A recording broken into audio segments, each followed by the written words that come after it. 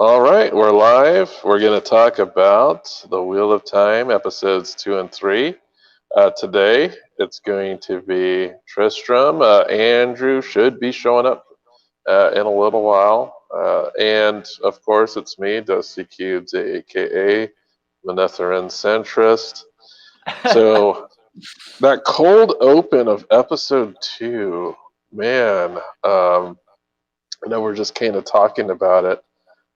The show Volda, I'm just going to call him Lord of the Rings because that's basically what he is now. He's just kind of collecting these Aes Sedai rings.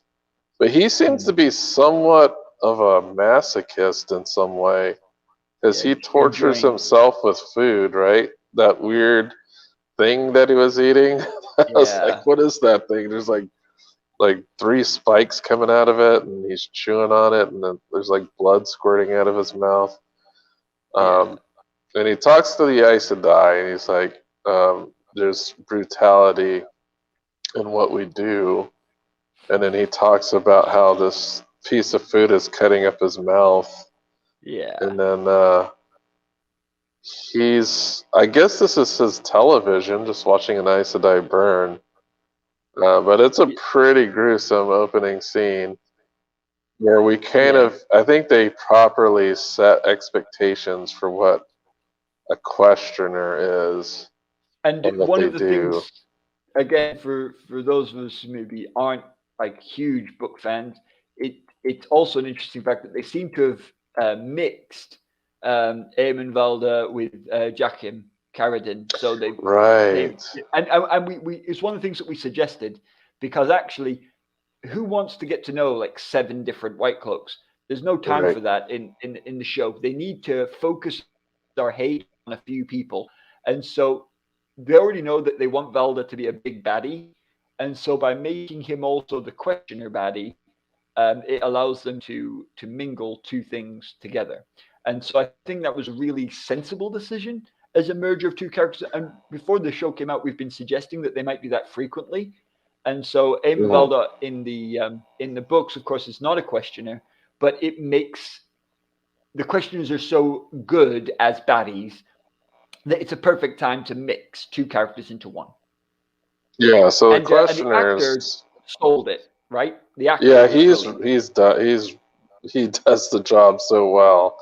And I think when it comes to villains, those are like the most difficult roles to get right. Typically, like some of the best actors in the world play like a lot of villains. Like Gary Oldman, he's like my favorite actor, and he plays so many good villains.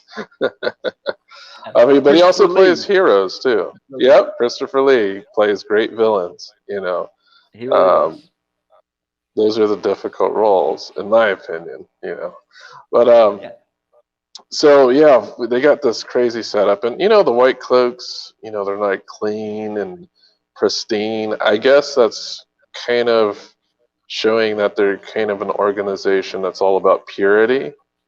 Yeah. Trying to stay clean, and they're very much against Aes Sedai and Dark Friends, but they have a very zealous way of taking care of that stuff. Yeah. I love their costuming. It is, I don't know how practical it is, but it looks out freaking standing. Like this show, the costuming department, I just believe, like if there are awards for that, they should like win them all. I think the costuming is up on the level of what we saw in the Lord of the Rings films, which is the highest praise I can give it.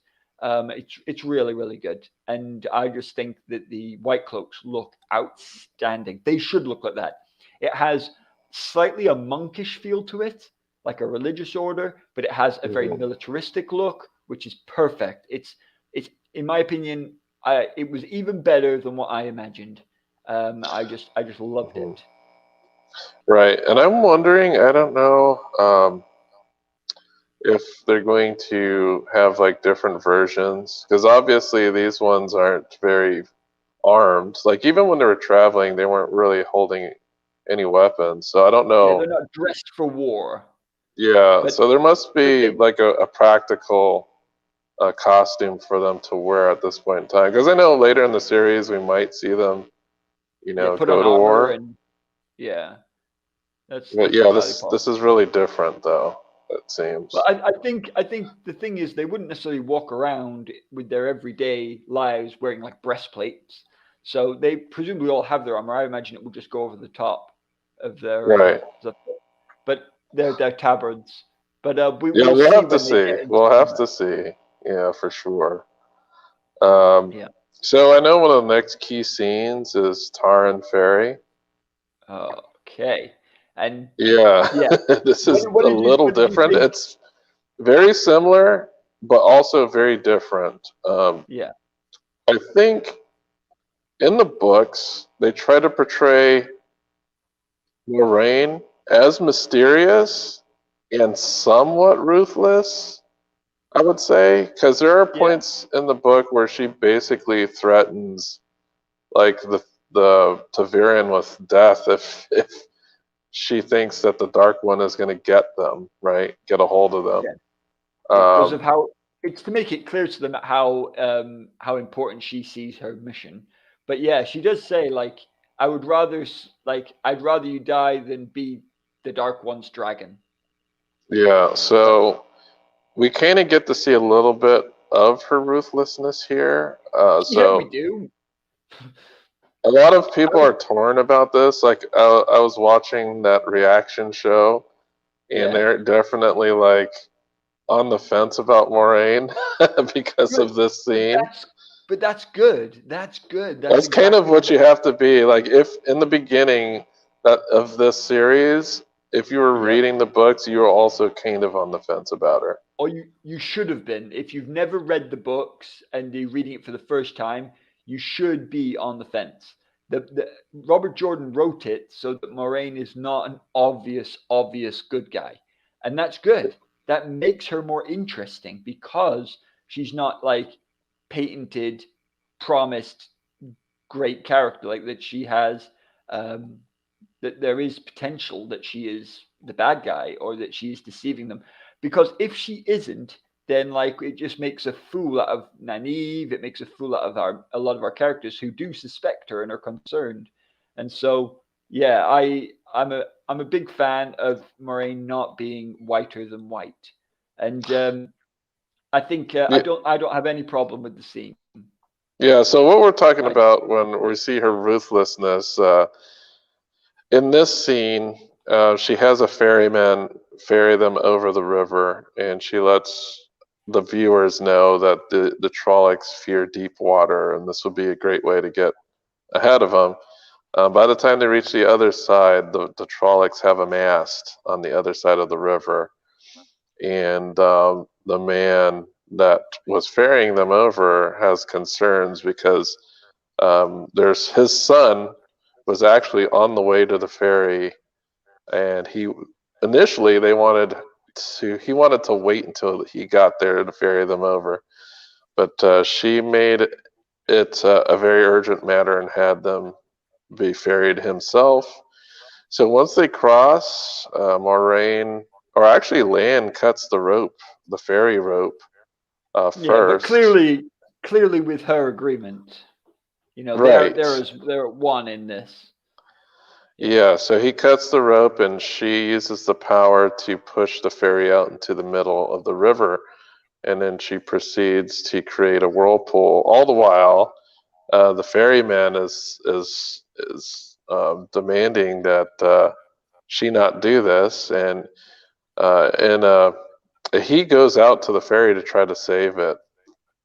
Moraine does not stop what she's doing and basically lets events unfold as they do. And the ferryman boards the ferry, but the ferry gets sucked down by a whirlpool. Yeah. And at the end of the scene, she kind of explains her pragmatism, and says, "Well, he killed himself. He basically didn't have to do that." Yeah, because well, the ferryman is safe on their side. He jumps into the water and goes back. And And it's like the entire other side of the river is completely full of Trollocs. Yeah, he was Um, always going to die. As soon as he did that, he was done for. yeah, and if he took the ferry back to the Trollocs, then they would have had an easy means of getting across the river. So she put the mission above the ferryman's needs. I know Yeah, it plays out a bit different in the book, where the yeah, ferryman doesn't die, but she pays him. She gives him enough gold to rebuild. yeah, So we're seeing like a little bit of a change here. I think for expedience, we're just trying to show the audience that, hey, can we really trust this Moraine? Like, what's yeah. going on with her? And I think, Is she really there for the interests of the party? You know? yeah, I agree, and I actually think this in like I think if he hadn't jumped back in, Moraine totally might have given him a few coins and said that's that. Like she had no interest in killing him, um, but it's just she certainly was going to put the mission first, and we see throughout all the books that Moraine does put the mission first. She's a blue through and through, and Yeah. Even at her own life, she puts the mission first. yeah, or Lan's happiness, right? Right. So I know this causes some tension later on. This actual Yeah, thing that happens causes some tension with which it the. should, Well, yeah, that's basically what this which scene it was. should. Yeah, it's like they kind of make camp and they talk about what they witnessed, and this causes an argument because it seems like Egwene is clearly on Moraine's side. Um, Yeah, I don't know if Egwene agrees that like the guy should have died or whatever, but what Egwene has clearly thrown herself all in, and Rand later on makes a comment kind of to the point that Egwene's already decided that like mhm, she's already decided, I'm gonna do this power thing, and even though it's not as explicit in the books, I believe that is also in line with Egwene's character. She's like one of the first ones who decides, yeah, I am going to the White Tower. I am going to try and be Aes Sedai. Like this is what I'm about. And the lads, it is a little different, and obviously for good reason. And so I think again, even though it's done a bit quicker and maybe a bit more sharply, they use this experience of this to show where they're all at with their progress. And she is already like, Perrin says, do you think we'll ever go back home? No. She's like, no, I don't think we will. And when Rand calls her out on it, she says, like it's clear that she has decided. And when she picks up her saddle and goes, that's her voting with her feet. mhm. So that evening, we do get the scene where Moraine teaches her about the one power. I know that Ooh. she uses a bit of a different description. Yeah. She has used like the flower bud description. Uh-huh. She actually uses it. I don't know how much she knows about the women's circle ceremony, but it feels like she might have spied that ceremony out and is using that as an analogy to help her figure out how to channel. How do you feel about that? Yeah. I was expecting the opening bud thing because it's so iconic, as Mm, like the thing that you teach all novices. But it doesn't disappoint me. She didn't say anything that I felt doesn't work with Sidar. She talked about the fact that it's a surrender, not a compulsion, which is mm, very important for me. That because do you remember in the first episode when Egwene is shoved in the river? One of the things that she has to realize is that the moment she stops struggling and just floats is when she stops the fear and everything goes fine. Like surrendering to the river, surrendering to the wind is what it's about with the power. Let the power guide you. So I'm okay with it. I do think that Moraine did modify her approach because of who she was talking to. right. One of the reasons I also say that is because every episode they produce like a little animated short, and in each of these shorts are basically little pieces of lore. Mhm. And in one of the shorts, they talk about the differences between how men and women channel. So there's, I think these shorts are basically um, extra materials for people who are into the show to learn more about the lore of the world if they want to. Yes, But absolutely. What a great since use. Great use. yeah, since these shorts exist, I feel that these are canon also to the show. Mm, So because they're produced by the show, so mm. um, like some of my fears have been relieved because they do Good. make some explanations of the things that we know about the lore of the world. Like the shorts so far, there's actually some pretty good ones. So the shorts, first one I believe is about the fall of Manetheren. Yep. Second one is about um, that warder who was like the best warder in the world until he fought a farmer with a staff. Oh, yeah. The They one do that. The one that Hammer tells them about, that's only like a Yeah, story that he mentions just after Matt does his thing, and he says he brings it up, and they're all like, "Yeah, we all know that story. Oh, that's cool. yeah. There's an That's animated cool. short Oh, about that story. and how cool is There's that? That is awesome.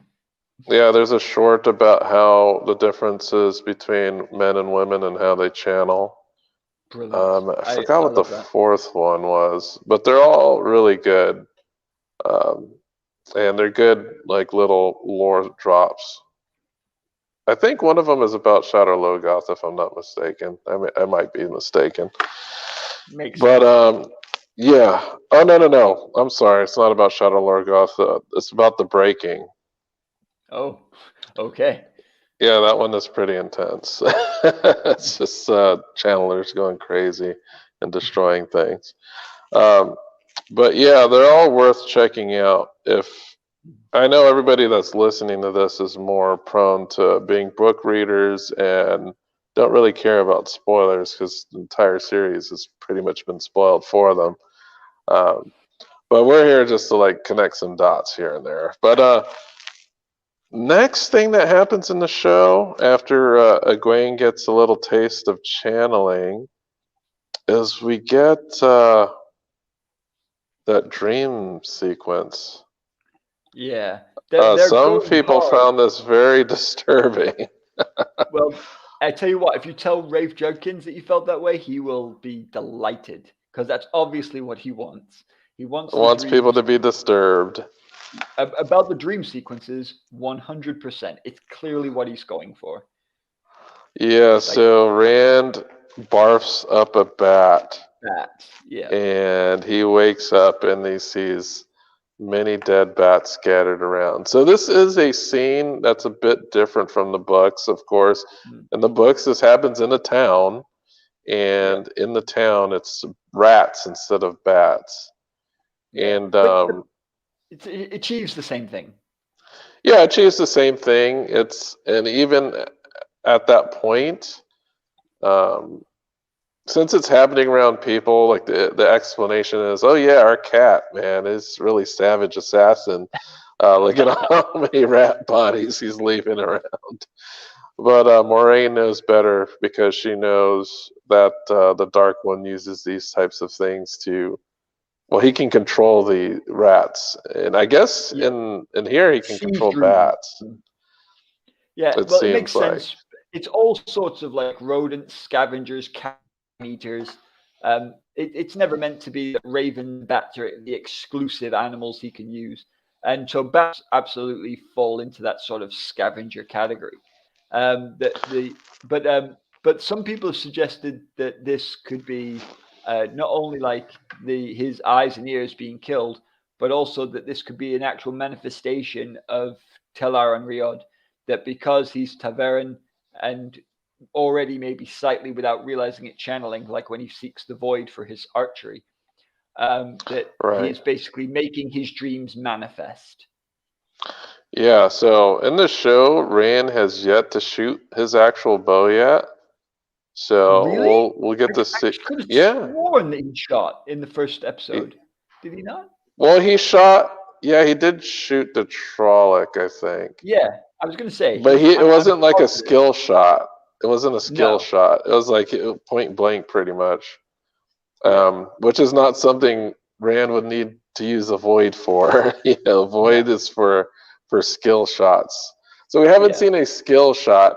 He is touted as being an archer, as being a skill of his, according to like the character bios that are on the page for the series. So it's And when he needs a weapon, that's the one he grabs, right? right. The bow is his weapon of choice. As far Hmm. as Matt's skill, it's gambling.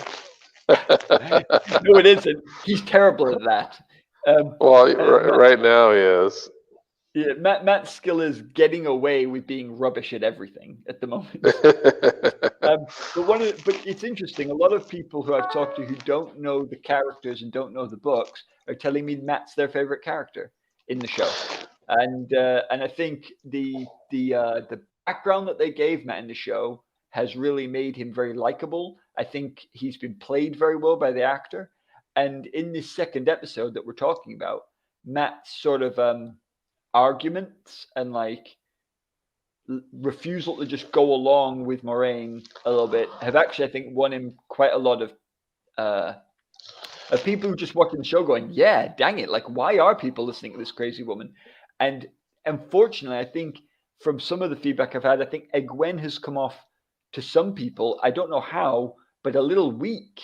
And I think they're mistaking the fact that Egwene is choosing to side with Moraine as Egwene being too weak to resist her. And that isn't the vibe I Hmm. got. I think Egwene's very, very powerful, and this actress is playing her in a strong way. But I think she has proactively chosen the White Tower, chosen to seize the power for herself, chosen to become, just like she chose to become the Wise One's apprentice, even though she knew that would mean dropping Rand. And like Hmm. that, yeah. So for me, I don't feel that way, but I know a couple of people like they they have mentioned to me one who's read the books and is like, Egwene's so much stronger than this, and another one who hasn't read the books who thought that that character didn't have anything really happening or going on. And I was a bit Right. surprised because I know all the backstory. So for me, everything that Gwen's doing is just like really her, like finding the balance, being that person in the middle, making everything work, but making powerful, ambitious choices. Mm, Right, because she sees the Aes Sedai walk in, right? yeah. She's seen what the Aes Sedai is capable of. And Mm, if she has an inkling of possibly being that powerful and to use it for good, it does yeah. seem like she would gravitate to trying to be an Aes Sedai. Because she kind of, this episode is, she does get taught a lot of different lessons about what Aes Sedai is. Hmm. Um, but yeah, we'll definitely get into that. I know in the dream we did get a flash of Balsamon, right? Well, in the show he's not introduced yet. Like we don't know that's Balsamon yet. Yeah, but we get a fiery Yeah, yeah, it's man definitely him. with And the eyes and the mouth, yeah, you and he's know? in all our dreams, and so it's clear that that's going to be him. But what I'm saying is that the show wise, it's just creepy guy in your dreams right now, and Yep, they've not creepy guy in shared the it with each other, dreams. and they've not shared it with each other yet. So, like, one of the Well, things they is haven't they don't. shown the aspect of him Mm, being in the dream, but I know when they have the first dream, Rand straight up accuses Moraine of orchestrating that dream. yeah, But then she deflects and asks if everybody else had a had similar a dream, dream. and they all said that they had some sort of weird dream. And like the thing is that's actually book true as well. Like the boys are all dreaming, just Hmm. Rands are more particular, but that's really good plotting. Again, it's more great hunt stuff that we're seeing in Eye of the World, or seeing in season one, but we knew that would happen. Right. And then So one of the like things that's interesting it's earlier. too, that I Mhm. think the show is trying to avoid, which I think the Yeah, books make it more clear, is that I think the show is trying to avoid showing who the is the Dragon dragon. Reborn or the main star is going to be. And Yeah, I agree.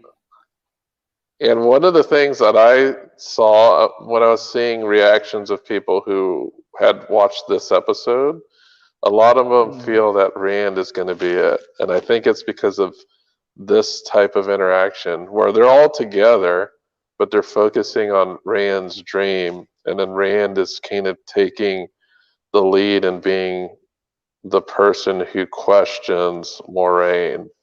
And we do get a lot of scenes with him interacting with Egwene here. So people are getting the vibe that it's going to Mm. be Rand. And the book does that as well, doesn't it? Like you get the vibe it's Rand early on. Right. Especially, during Rand's, because you get a lot of Rand POV You specifically, do. And the book starts with him, right? And that's Right. always a giveaway.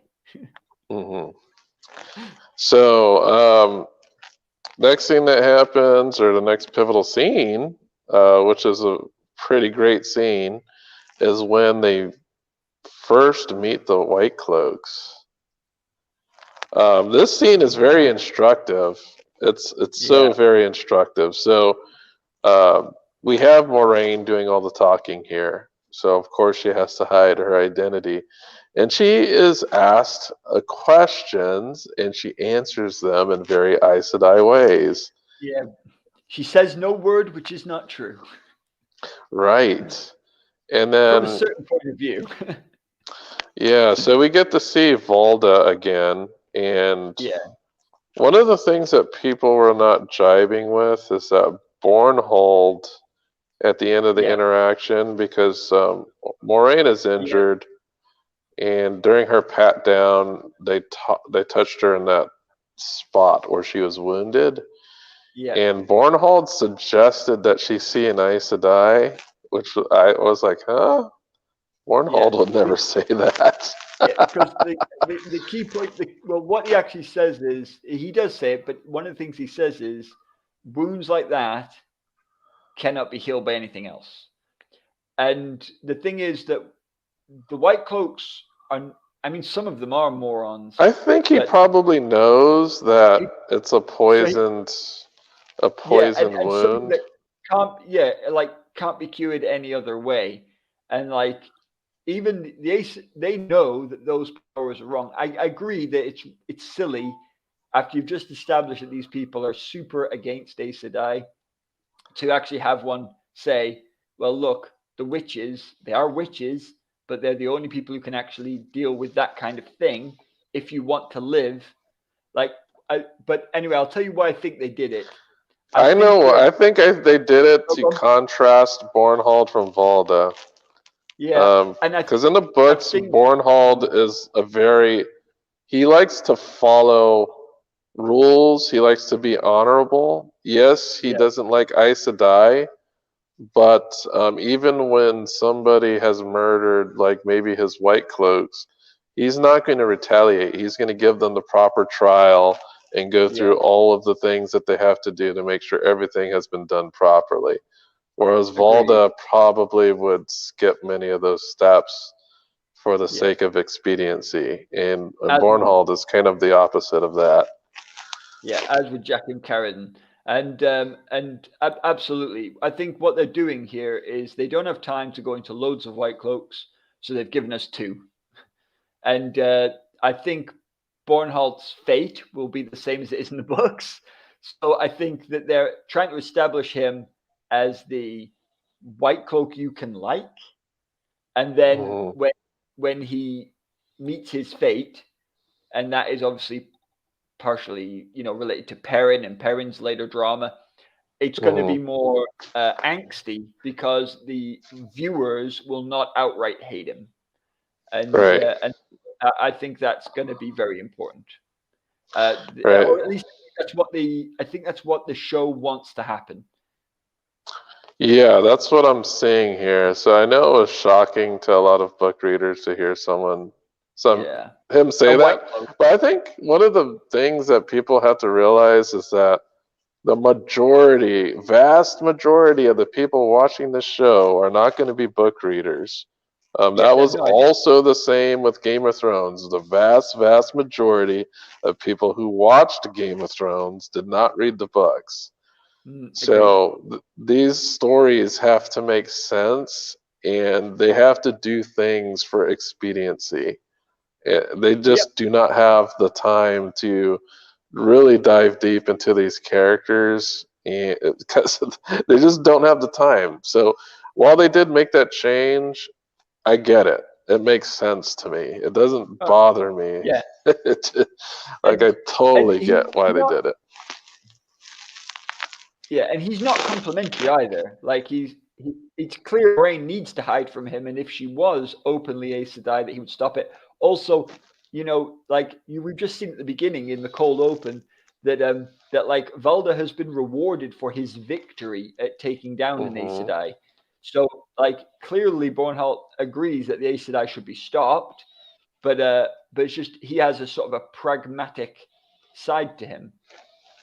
And when he lets Valda talk to him, he actually apologizes, doesn't he? He's like, "I'm sorry, but we have a questioner with us, and he would like to." And that's actually true to the books as well. That the White Cloaks, the regular White Cloaks, have a bit of an issue with the questioners.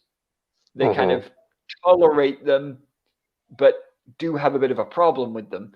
And so I think it's very good to show that Valda's one of those good White Cloaks in inverted brackets. Right. So directly after this encounter, Egwene is like basically trying to call Moiraine out on her stuff, because she had explained basically right before this encounter what Aes Sedai aren't and what the three oaths were. So Egwene's like, you lied to that man. How can I trust you? And then she explains like what she said was actually quite true, and it's the way that she used the words and how she talked around the truth that actually got them through. Because when the question that I thought was going to get her was when they asked specifically about the injury. I was like, uh-oh, she's going to have to say like how that happened. And she was actually truthful. She said that they were attacked by Trollocs. And she was like, well, you wouldn't believe me if I told you. And that actually concerned the White Cloaks, which when she mentioned that, the White Cloaks were kind of like, oh, crap, we going to kind of have to take care of this, or at least investigate it. Because the White Cloak party split after they were told about this attack.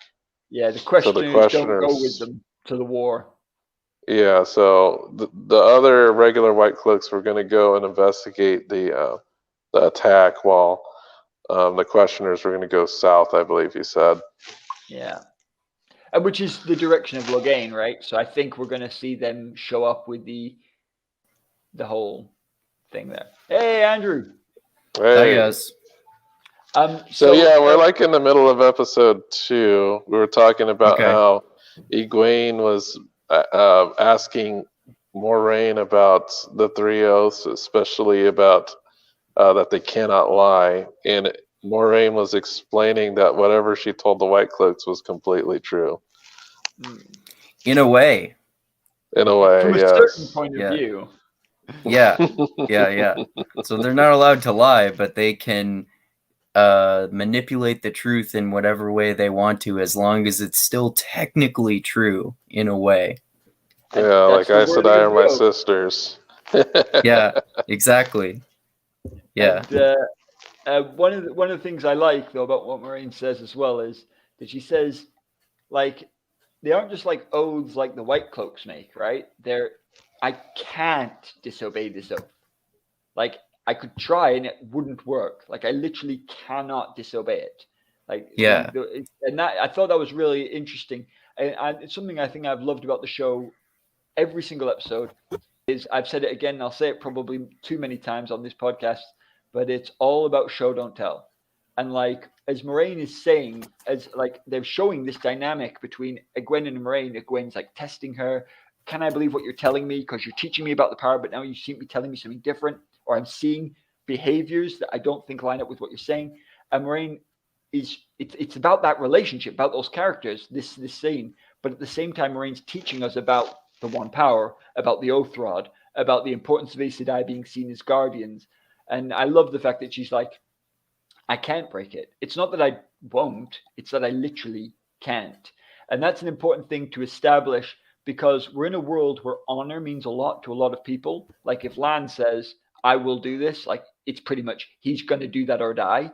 But in Maureen's case, she literally can't fail in these three things. The oath rod will not allow her. If she tries to say something that isn't true, her mouth will just stop. And so that is a cool way of teaching the TV only audience about what that means in just one sentence, in one really quick thing, while having a character. Every scene is doing more than one thing, which is what you need for good TV. All right. So one of the really big scenes coming up here is the Weep for Manetheren. I love that. I love that. Oh. Yeah, I was like it. very happy that they included this, because I was a bit disappointed, because the Manetheren speech is like the speech in the first book. And we know as book readers when that speech is supposed to happen, and we didn't see it happen. When in the order of events that we're used to, we didn't see it happen. So I was like, man, and with the death of Zen Bui being downgraded, we're like, oh man, that means they probably initially planned to have this speech and then cut it because Zen Bui got downgraded to angry old man. I was like, okay, sounds like they're not going to have this Manetheren speech in the series. But what do? They put it in episode 2, and they introduce it in a really interesting way. I loved it. It gave me vibes of the Lord of the Rings extended edition, like when you hear Aragorn just singing to himself. And like song is such an important part of the Wheel of Time. That's maybe overstating it, but there's frequent parts where music and song is a key part of the cultures that Jordan was showing us. And especially with Tom's character, it's a key part. Tom's one of my favorite parts of episode 3 for sure. Well, we will definitely get to episode 3, but just that thing of like entertainment, right? Entertainment is in this era. There's no TV or whatever, so people, and a lot of people wouldn't have had books. Like I think like one of the things that they mention is the Wine Spring Inn is one of the only places in town where there's a few books on the shelf, because books are not really around in the Two Rivers, and so people would entertain themselves by telling stories and dancing. And I love the fact that they're just riding, wanting to pass the time, and they pick up a song that they all know from back home. And then just the fact that they sing that, and it's clearly part of being in the Two Rivers. And then Moraine drops the speech that links so perfectly to that cultural snippet that they didn't even understand about themselves. I think it's better. I think it's really, really, I think it's better than a speech, because it looks so natural. Especially for this medium, right? Like you were talking about how in the visual medium it's important to show rather than tell, especially. Agreed. And that's a really cool way that they did that. Like you were saying, how they like it shows that this is such an integrated and important part of their culture in the Two Rivers, but they don't actually understand it. And she explains the backstory of like what it actually means, and then that can give even more meaning to it to them too. Yeah. So I think that's better than. I think that's a smoother way of introducing Manetheren than using Manetheren to persuade them to leave their homes, which is how it's used in the book. It's like, guys, you've got to come, and this is why you are the blood of Manetheren. I think the whole Trollocs are going to kill all your families if you stay is actually more compelling as a reason to leave your homes. And so I just think, in a way, I know that some people really miss the whole speech. I think this is one of the examples of something I think the show did better. Yeah, I really like that. And one thing I thought was really interesting, just a behind the scenes thing, Rafe had to fight very, very hard to keep the scene. The executive producers wanted to cut it. Corporate wanted to cut it. They're basically concerned, how can you have this 5-minute section of just singing and exposition and a story on top of horseback. So, of course, as book fans know how important this little scene is, and I'm really glad that he fought really hard to keep it in there. Yeah, it's really another example of why it's so great that Rafe is the showrunner and that they're making a point of trying to be true to the spirit of the books at least, and like the main themes, even if some things are left out, because that whole thing about Manetheren is really important for a lot of the rest of the series, and especially for a lot of the characters, like including Matt in particular, right? Well, Matt and Perrin, and Perrin, yeah, for sure. Mm-hmm. But like you said, I hope that some of those executives, etc., are now watching some of the reviews and hearing people rave about how grateful they are that this is in. Yeah, what I do know is that they say this is one of their best premieres that they've had. And I know they marketed the hell out of the show, so I'm glad that a lot of people are paying attention to it. Cool. So, yep. Yeah, I loved it. Okay, so after the Manetheren scene, what we had next, shoot, I was just looking at the screen too, and I'm not next to it. But just while you're finding your place, one of the things I'd just like to say as well, just because it's an ongoing thing, is don't you think that that Moraine was exquisitely acted by Rosamund Pike by getting more ill throughout the episode? Did you notice that? Like she gets whiter and whiter and weaker and weaker. Yeah. I thought that was a great job by makeup and by acting. Yeah, for sure.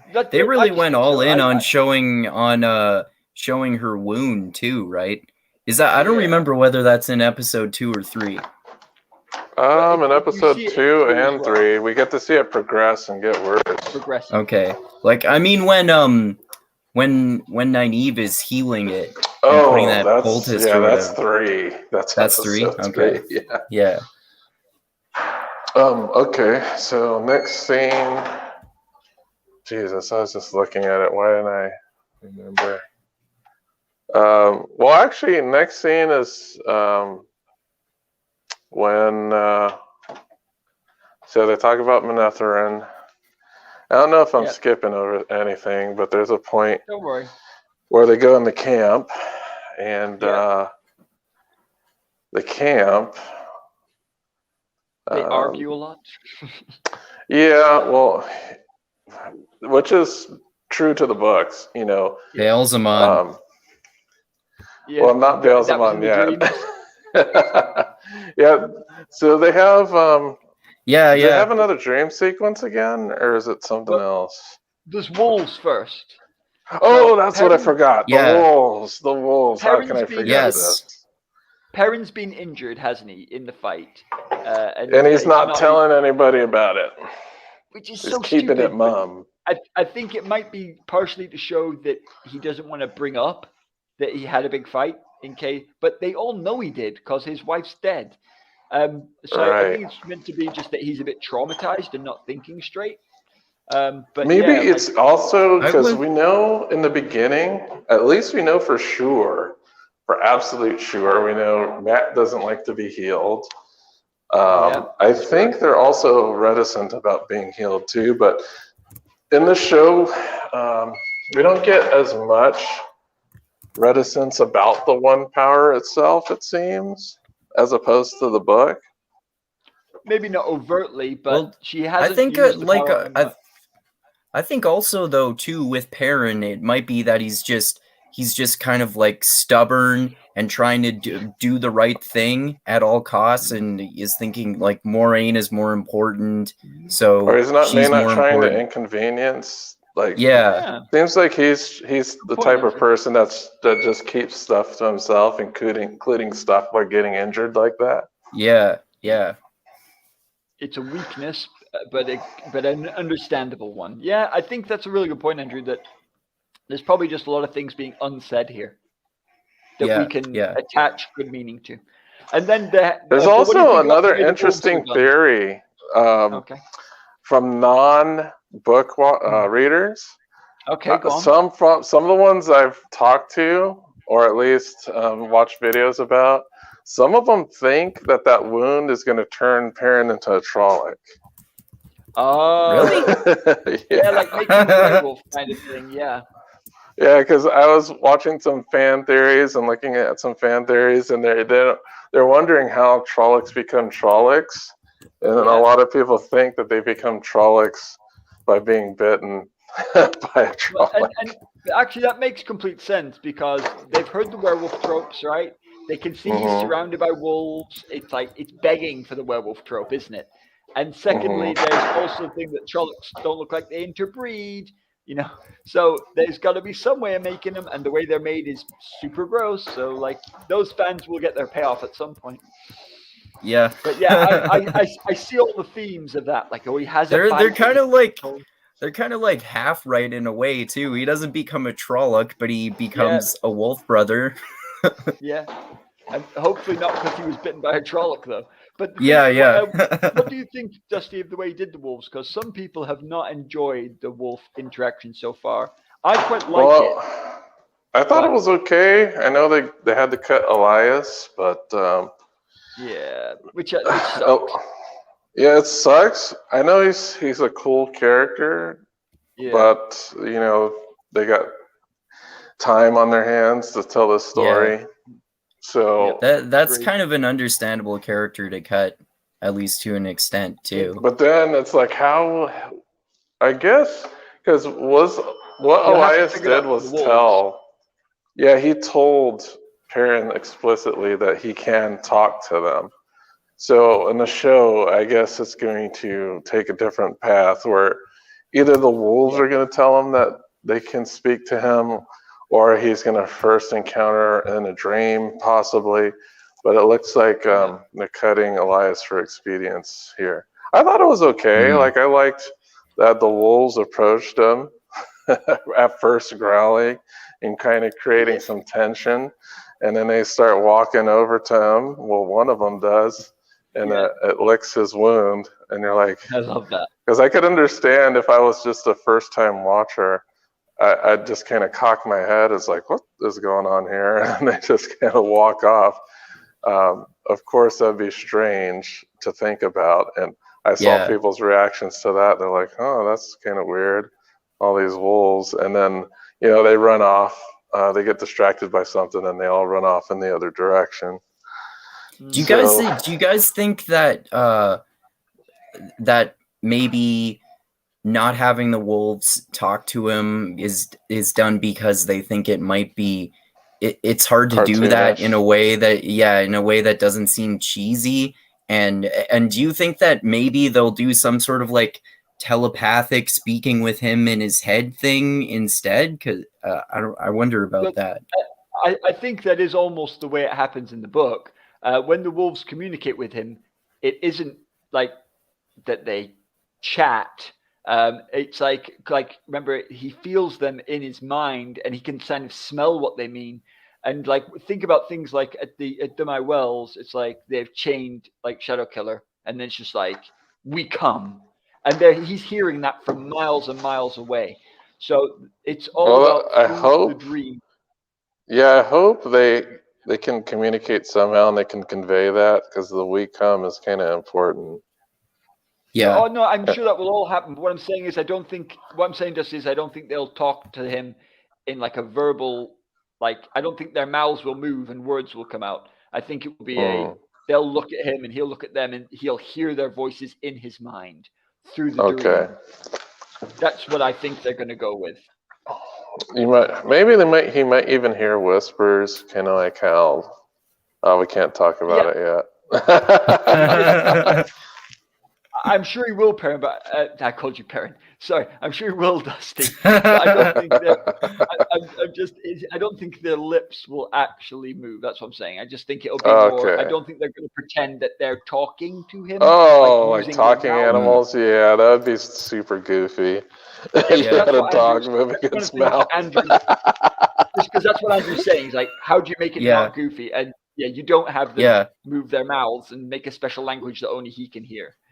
No, you don't do that. I mean, they do that in Narnia, but Narnia is meant to be a children's story.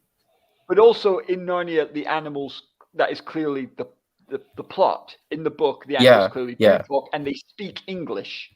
And so like it's a part of the plot. The plot here is different, and you're right, they're going for a different tonal audience.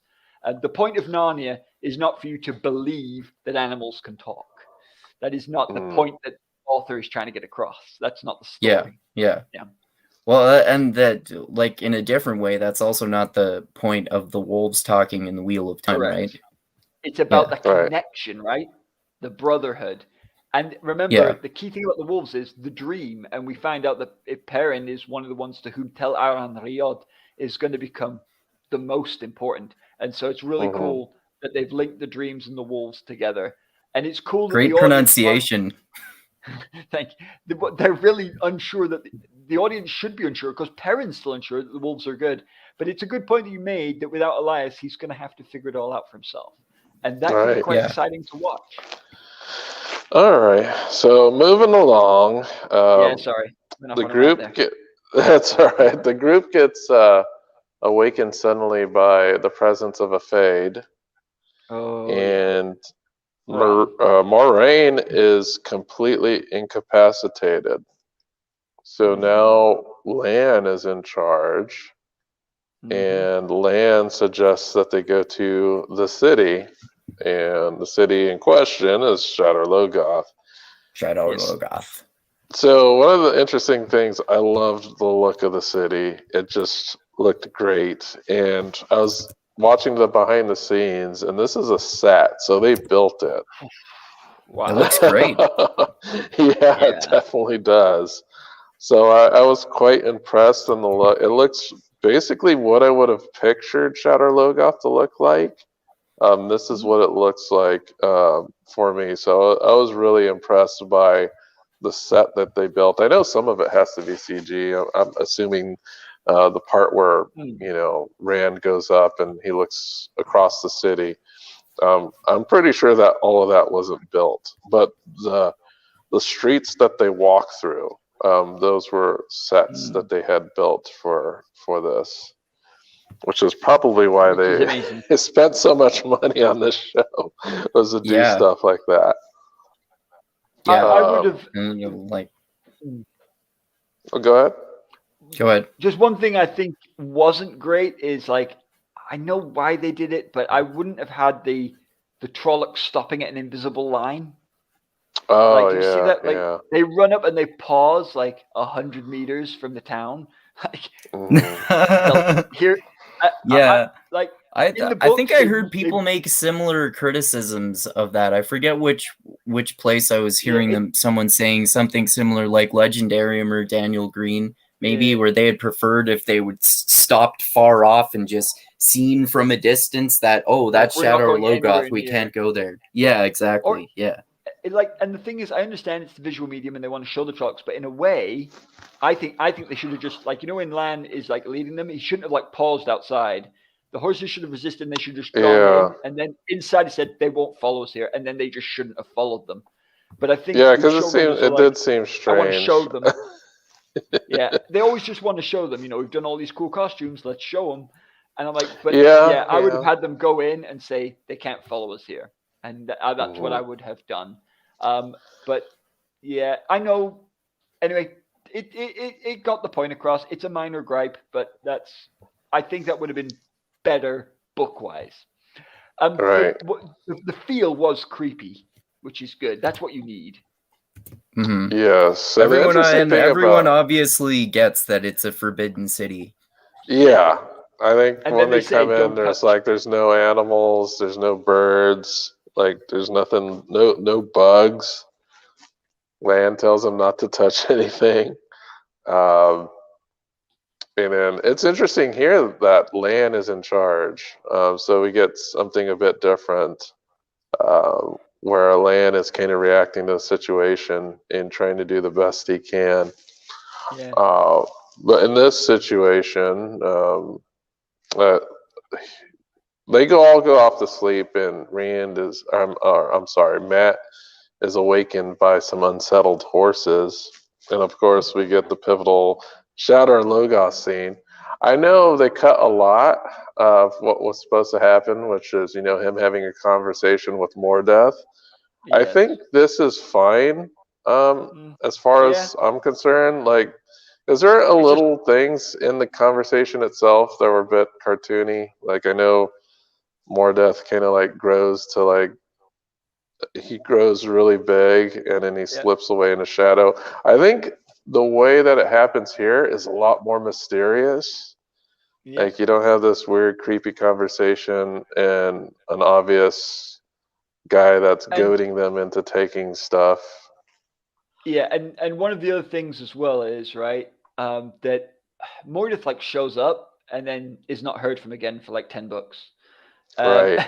and so like the thing is when you're on the show, right, and you introduce that, people are going to think, oh, this villain's coming back. This is going to be a Hmm. Yeah, recurring thing. Whereas this in like amorphous 5 sort seasons, maybe. Here's well, one thing I can tell you though, that they're starting to link Fane here with this scene. And yeah. I'll tell you why. And when Fane appears, he's whistling a tune. Yeah. When Matt gets startled by the horses and he steps outside, that same tune can be heard Oh, being whistled. Oh, well wow. noticed. I did Holy not shit, I notice didn't that. notice that. Yeah, so they're clearly trying, well, not clearly.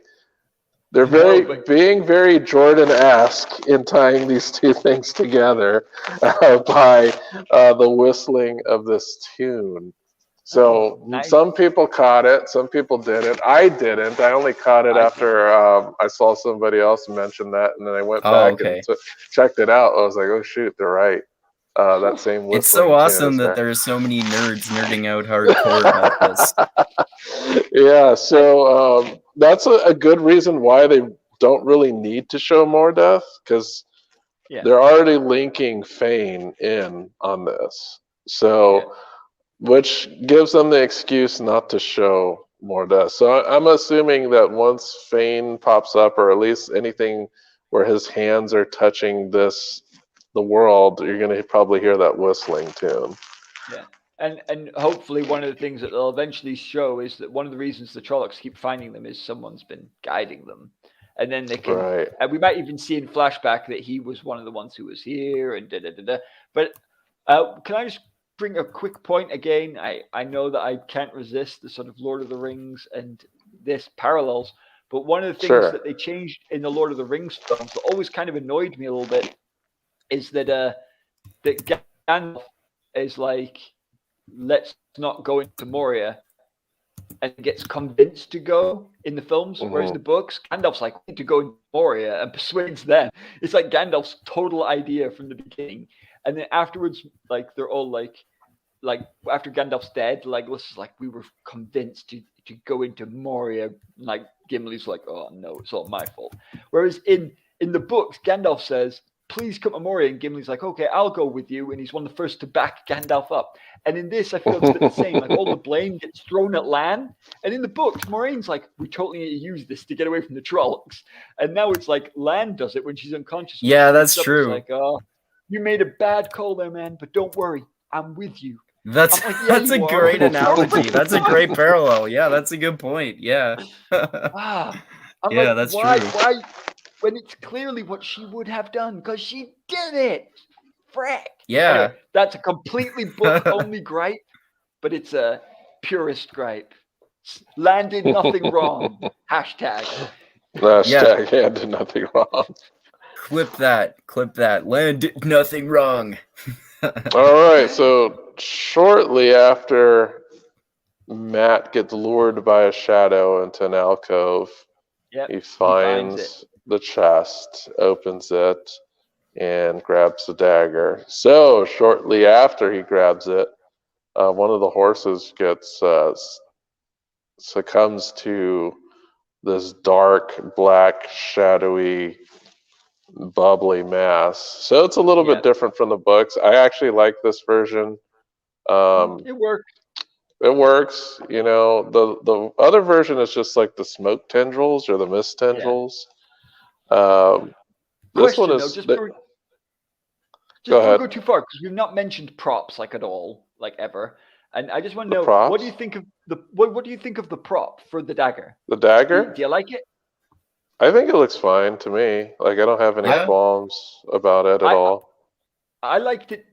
I think they did a better job than I thought they were going to do. So we haven't mentioned props much. I just thought that's a really key prop. It's obviously going to play a key role in Matt's character and life. So I just think they had it's a prop worth getting right, and I think they did a good job. It's sort of true. Yeah. I didn't have any issues with the dagger whatsoever. Like, I thought it was fine. I thought it was, hey, this works out. It looks great. I have no problems. Some people had problems with it initially. I remember I was like, oh, this just looks like a dagger. It looks fine to me.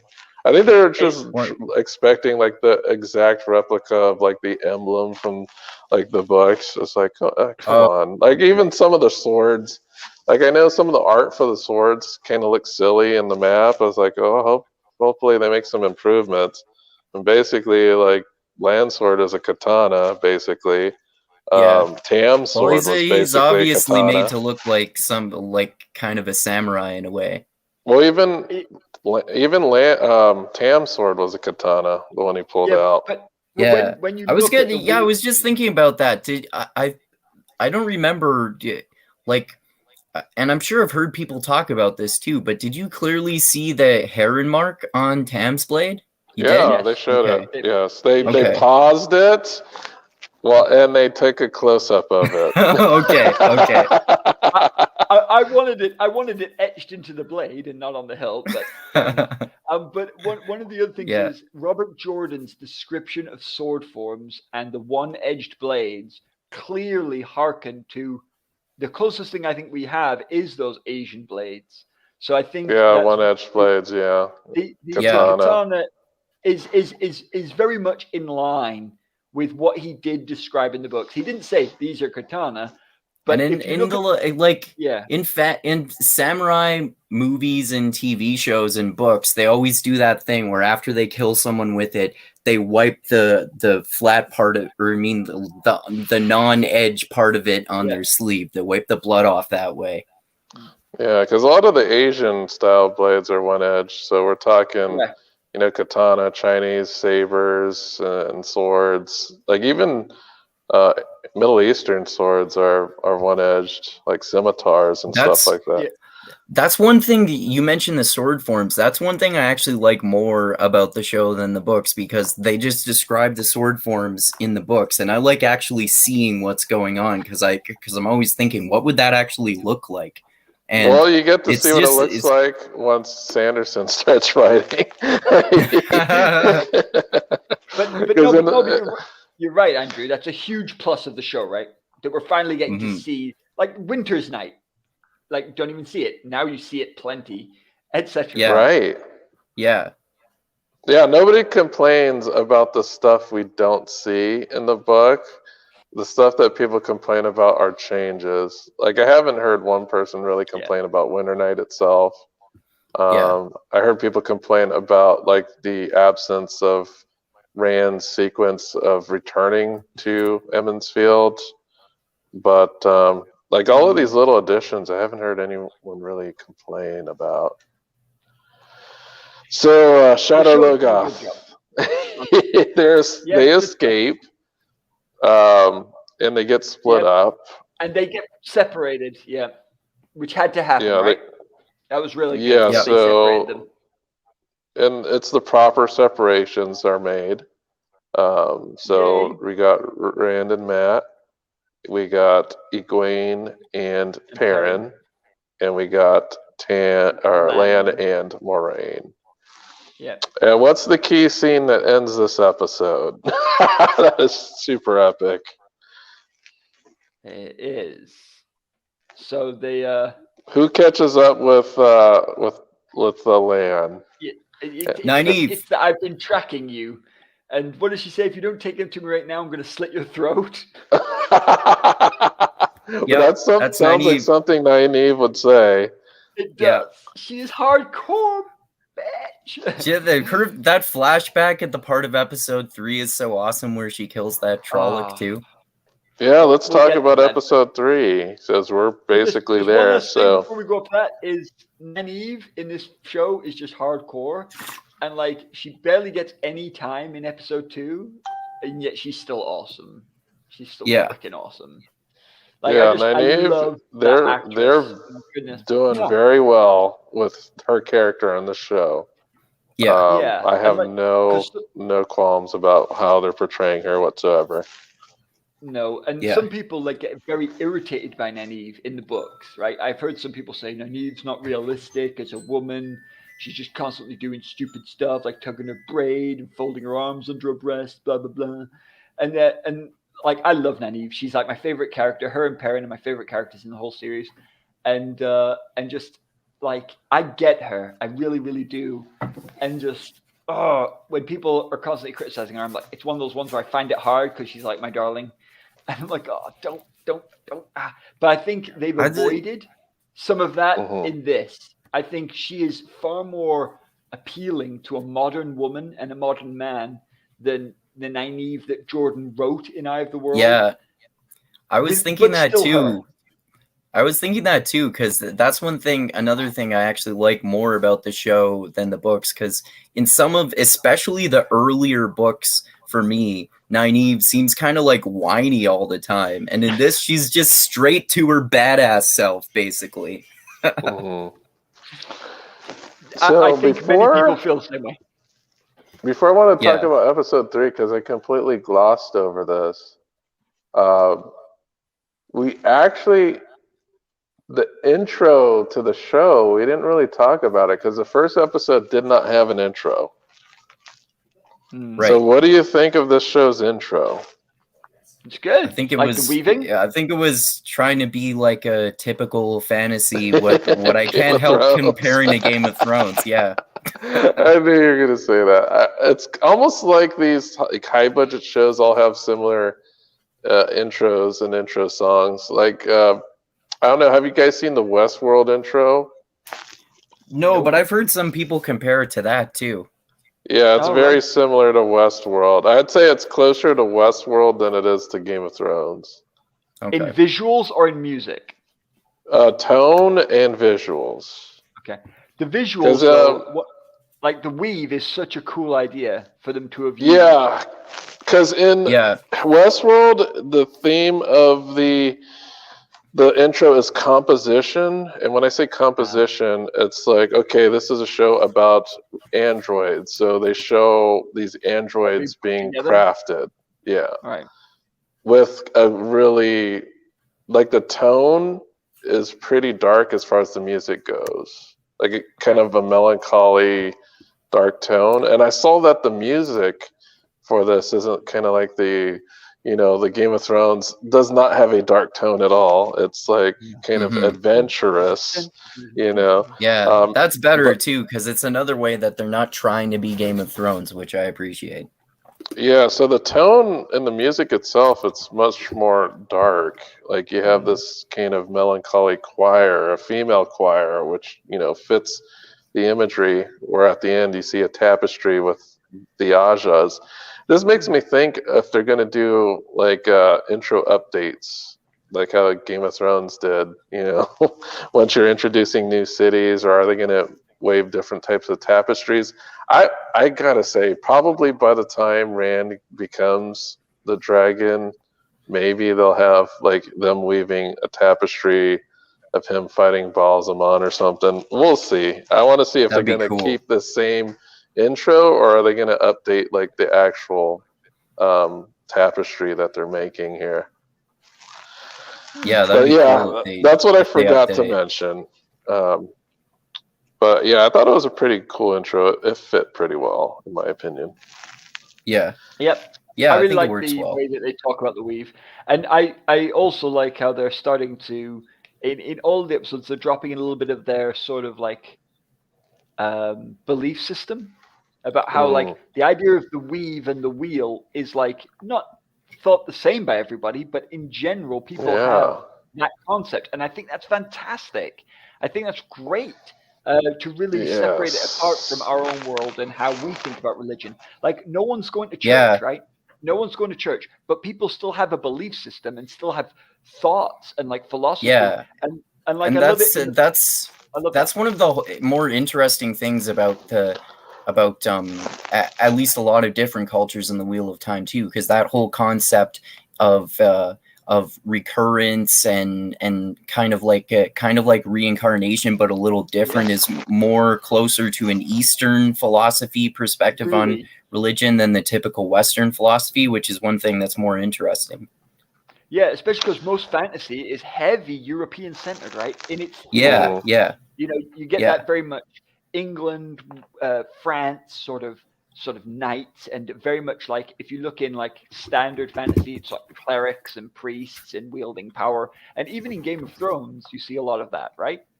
And with the religions that are explored there. Whereas this is, like you say, it's a lot more Eastern based in its jive. But even then, he's not just going 2D. Like it's multidimensional, and there's people who think about the wheel in a different way, and I think that's fantastic. And we'll get more to that in this episode. Sorry, Dusty, carry on. Oh, no problem. So the cold open here is basically the moment after Nynaeve gets captured. So we get to see what actually happens. How is she alive? By being a badass. Yeah, so she gets taken off, and the Trolloc gets distracted by a hurt Trolloc. And instead of paying attention to Nynaeve, it just starts eating the other Trolloc. So it's kind of establishing, hey, these creatures, not only do they eat people, they eat themselves. Cannibalistic. Which is true to the books. And it's also like, I love it because like it's like the parable of the dog. You know, the dog who's going over the river with a bone in its mouth, looks in the river and sees like another bone. And it's like, well, I want that bone. So it opens its mouth to get the other bone and loses the bone it's got. That's the thing. Like, it's thinking I can have both these meals. But unfortunately, when it goes to get that one, she legs it. And I like it because it's realistic. Like, in this time in their lives, if they try to take on Trollocs sword to sword, most of them are just going to die. And so, like, the fact that she runs away, even though Nynaeve is no coward, it makes complete sense for her to run. And she does run. And I'm like, yes, show us this. This is believable. And then even the way that they go about with her being able to win is just excellent. Yeah, so we got kind of... she retreats to the sacred cave and into the pool while the Trolloc stalks along. And she pulls like a... what do you want to call it? Like a solid snake move, or Sam? What's the guy from Splinter Cell? Like, she does one of these things where the Trolloc is looking for her in the pool. It's stabbing around with its spear, and it jumps in, and then Nynaeve just rises behind it and gets it in the back and just like stabs it to death and brings it into the water. And then, did you guys notice what happened with the water? Yeah, like it shows this as the blood comes up, it shows the symbol. Yep. So we get another dragon fang. Oh yeah. I didn't actually notice that, but I heard them. I heard them mention that on the Watt spoilers analysis that I watched about it. Yeah, I noticed that one. I was like, oh shoot, they're kind of throwing that symbolism here, preparing everybody for it. Yep. And so yeah, with the dead bodies as well, like the dead animals. The sheep carcasses, yep. Yeah, that was very noticeable. Yeah. So right after the end of that, we jump back to the present where Nynaeve has a Trolloc knife to Lan's throat. It's like a really wicked looking knife. Yeah, it's the one she killed the Trolloc with, right? She like pulls it out of his belt like knives. And so also the thing is that this adds a believability to the fact that she'll kill him if she genuinely believes that they've like if they'd said, look, we killed all your little stupid friends, we were just muggers, like you believe it, you would slit his throat. Like you would actually go there. Like we've seen what you will do, and that is cool. Like from the hair flip, man. Yeah, we forgot the braid tag was. She does that right after she kills it. That's so cool. That makes it even more badass. She is badass. Yeah, that's my girl. So Lan tries to diffuse everything. He tells her what's going on. It's like, hey, Moraine's like dying and needs to be healed. And, we got split up from everybody. And she doesn't believe him. Right. Did you see his technique? Like, maintains eye contact the whole time. It's like, yeah, he distracts her a little bit. And, like he's lifting his hand the whole time. I saw Daniel Green commenting on that. It's like, pay attention to my eyes. Don't look at my hand over here. It's just moving slowly, just casual, But like, it was good mediation technique. Like, and the thing is that Lan is that way. Like, some people are like, how dare you attack me, and would immediately have like tried to attack her. But Lan is he is stone. He's like, so she does.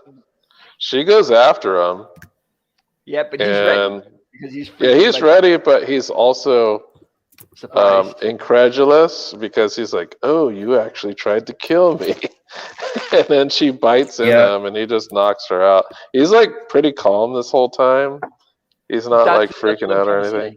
He is like so level. Very Lan. Yeah.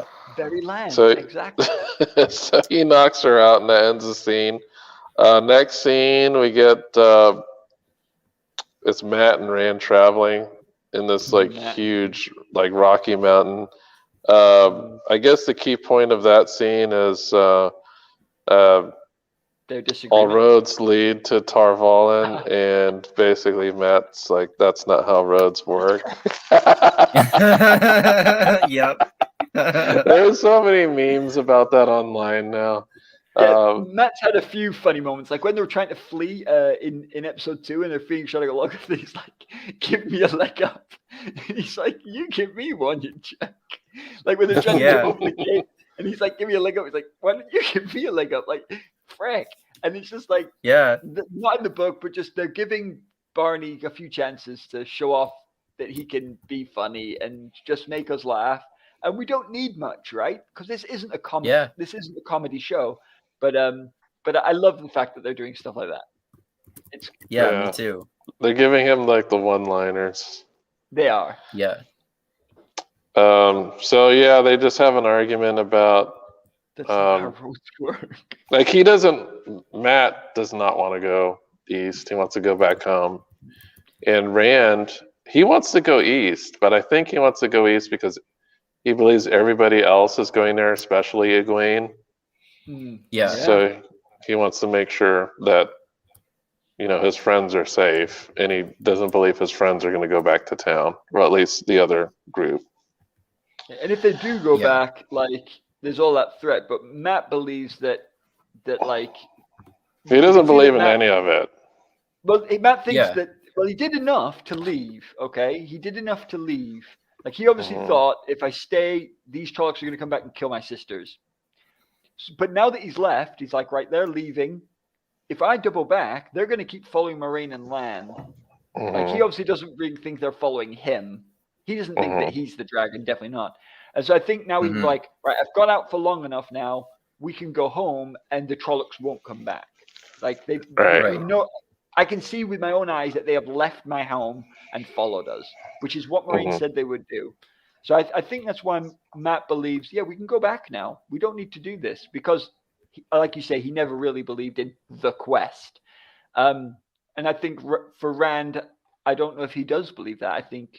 And that's kind of true. It's true to the books. Like, Matt never really had a belief in the quest. No. But he was more about his friends and family. In this case, it's his family that he's caring about the most. But the only reason he was about everything was because, I'm going to support my friends. He doesn't care about the ultimate end of, Tarmangaiden or any of that. He doesn't care. It's more about, these people close to me, I want to make sure they're all right. Yeah. But that's a really good aspect of establishing Matt as a character too, because he acts all cavalier and stuff, but he really does care deep down about the people, about his family and his friends who he trusts. And we saw that in the first episode as well, didn't we? Like, we see him gambling and then stealing and then trying to pawn what he stole off, and then you realize he's doing it so he can buy things for his sisters, because his parents are a waste of space. And so you're like, oh, he's a cynical cheating thief. Oh, actually, he's a thief with a heart of gold. And yeah, and like you say, he wants to come off a little bit badass, but inside he really is that guy. Yeah. Yeah. All right. For sure. So next scene, it's not too much. It's Perrin and Egwene are on their own. They're trying to start a fire because the fire is going to keep the wolves away. Mm-hmm. And they actually make it a little bit ambiguous about what happens here, because Perrin is trying to start a fire with a flint and a knife, and Egwene certainly is trying to start channeling. And it's kind of ambiguous whether she started it or whether his spark caught. And it kind of seems it kind of seemed more clear to me that she did it, and like it seemed that his spark did it because that happened to happen at the same moment.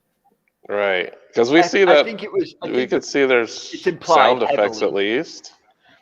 Yeah, it's implied that it could be one or the other, but we could see definitely that she was trying to use weaves. Correct. Yeah. I think it implies that she did it, but he thinks he did it. Yeah, that's what I think too. Yeah. 100%. Yeah. Next quick scene. It's the morning, and Lan has Nynaeve tied up against a tree. I'm fully for obvious reasons. This whole stuff, like especially this scene, is great at establishing their relationship the way that it gets in the books. Yeah. All right. So he still is worried about Moraine's health, and he knows that Nynaeve's a healer of some sort. So, and he kind of guesses her nature. Like, okay, I'm gonna let you go. I know that you're not gonna hurt us. We have Moiraine here, and she's definitely in need of healing. So we get to see Nynaeve actually using herbs and poultices and stuff. Which is what a wisdom is known for, being able to cure illnesses and things like that. So she does spread some on the wound, and we get to see how gross the wound is. Yeah. And like I said, they really like go ghostly all out in pale. Yeah. Like she looks like she got brought out of a freezer and defrosted. Like that's how pale she looks. Yeah. So yeah, she gets some help from Nynaeve, and then we get a dream sequence. A pretty gruesome dream sequence that has me questioning things. Like we have Perrin, he's walking through his house and to the connected armory, foundry, and he finds a wolf eating his wife's guts. Yeah. So, a wolf would eat a recently dead body. I get that, but there has to be some symbolism here. Like either don't you think he's the wolf because he killed his wife. Hello. Oh, is that what you thought it was? Oh, yeah. okay. I think it's to symbolize him, that he's the wolf, that he killed her. Oh. What did you think it was, Dusty? Okay, I thought it was the wolf trying to tell him that his wife was a dark friend. Oh, really? Hey, Dusty, it could totally be that. It could totally be that. Because that might be one of the ways that they let him off later on is by saying, and someone mentioned that she was behind him and her weapon was raised. So if he not her, she was. That's why wow, this is a really interesting theory. But because we don't know, right? Because it's outside of the book. Yeah, exactly. Yeah. So I was thinking that this was like the wolf dream telling him that she was bad. That she was bad, and that Balsamon shows up though, so I don't know if it's maybe Balsamon showing up could be him just trying to plant that seed of doubt to make him not feel bad about murdering his wife because he wants him to feel good about murdering people or something like that. But then again, I don't think Balsamon, like if I'm thinking about book knowledge, I don't think he can make a wolf appear and do what he wants in the dream sequence. Because I think the wolves are like completely autonomous. Like they have enough power to be able to to control in the themselves dream, within a dream. they're very strong. The wolves. So They're to me, stronger it's in the like, dream. okay, this wolf is eating his wife's belly. Yeah. Maybe that And person also, may have been a dark friend. the other thing is, as well, is that there is definitely a connotation in episode 1 that their relationship is not good, and that there's some problem with Yeah, it. like they were And- having trouble at least, right? Yeah, and there's also a connotation it's a very light connotation that it was something to do with the child, either having a child, being pregnant, or having lost a child, because he does this. Yeah, thing where he touches some people were theorizing that he killed his wife by hitting her in the belly with an axe, and some people have theorized that she was pregnant. Yeah, I've heard that theory too. When he puts his arms around her, he touches her belly, which is a very like husband with pregnant wife thing to do, and like it's symbolic as well. And also, having a child and having your wife pregnant can be a tricky time for a couple anyway, especially a newly married couple, because it changes things about sex, it changes things about hormones, and it creates a third person in what was a two-person deal. And so there's lots of connotation. So if we've just got pregnant and it's kind of messed up our new relationship a little bit, that would be pretty legit, pretty believable. And then it could add more angst to the fact that he stabbed her there, the fact that like not only did I kill my wife, I killed my unborn child, and then the wolf biting her in that particular area. Yeah, that's why I was thinking about that in relation to fan theories that his wife was pregnant. Yeah, we'll have to see. It's funny that even people who've read the books are still kind of, oh, what's going on here? We've read the whole series. They really just want Perrin to be sad. Yeah. All right. Yeah. So he gets woken up by the dream, and apparently there's like wolves barking at him. So they go running through the looks like a, I don't know what you want to call this type of area, but it's a bunch of like leafless trees. So it's when I went through trees in like deserty areas like Utah or Arizona, and there's like what they call forests, they look like this. Yeah, like pretty much. Far erect, like in so it's like where there's trees, but in very torrid, barren terrain, like you find in mountainous areas. Yeah, it's like a chaparral type of area, I guess you would say. Ooh, I don't know that word, but I believe you. Well, I used to live in California, so what we considered kind of woodsy would kind of reflect that. And California's kind of have this kind of aridish type of dry climate. No, thank you for teaching me the word chaparral. It will now be used at least once a week. I love that word. Yeah. Chaparral. So next thing we get, Matt and Rand happen upon a town. I believe it's called Breen's Landing. And one of the first things they see when entering the town is an Aiel strung up in a cage. Oh, yeah, I forgot about that. Interesting way to introduce the Aiel. Right. I don't think they know at this point that it's an Aiel. They just see this guy strung up. Matt notices like a big fat jewel on his side. So Matt takes note of that. And then they enter the tavern, which I guess we'll get to. Yep. This is your favorite scene, Andrew, right? Yeah, this whole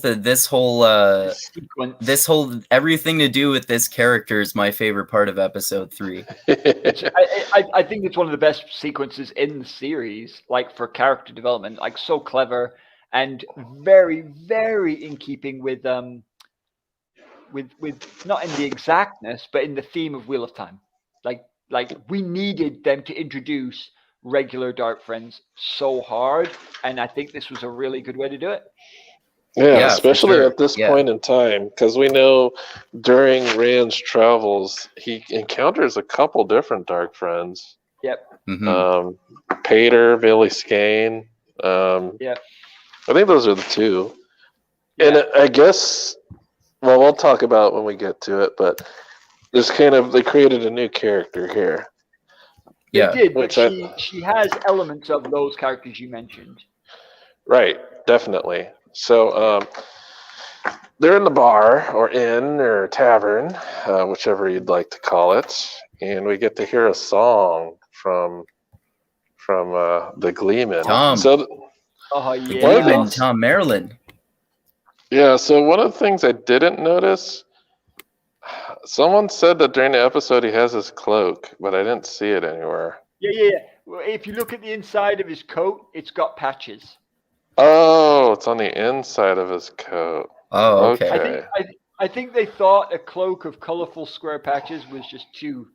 I think they thought it would spoil the feel. I wish they'd just done it, but The tone. Yeah, like Yeah. I think like Well, that's it. That is like that would have been more accurate to the books, but it would have been another thing that maybe just looked cheesy. Like, especially with the tone that Tom's gone for, right? The tone of Tom in the books scoundrelly. it's hard to pull off too, the way he is, like kind of gestury at first, but then he's more of like a badass as you quickly get to know him too. He's like a spy, like a CIA agent. Yeah. But what Andrew says is true, that if you accept what it says in the books, Tom's wearing this colorful cloak made of patches, all different colors. So he looks like a cartoon character. He's got big, long gray mustaches. He's been the Queen's like advisor and lover, and he's like a super spy. But he's also like your local storyteller, and also your little granddad who wants to bop you on his knee. And he plays a harp, and he's dangerous as well. And that's really difficult to pull off the combination of all of those things, especially when you only have. I think it's the seconds the jester. Seems like it's the jester aspects that they're kind of playing down. So when I say jester, he was like he performs like flips and stuff and juggled.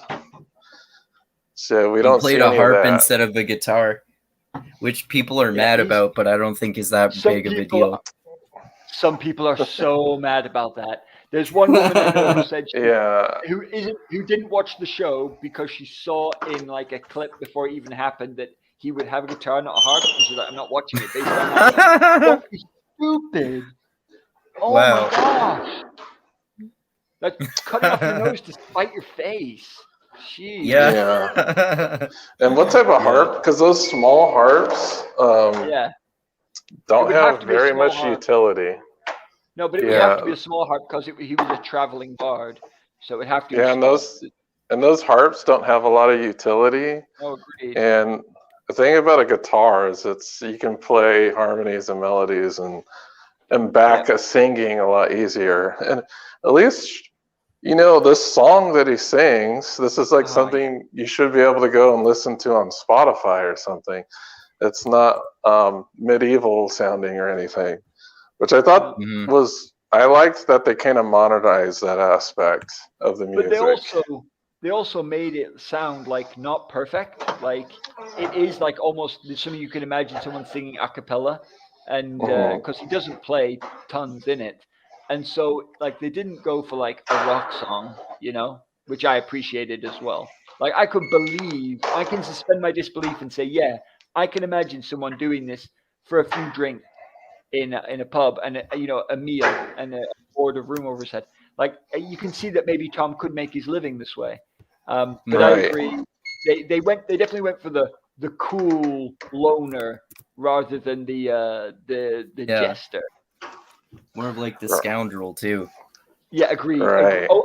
And because he does something that Tom would not do. Like, he straight up steals from them, right?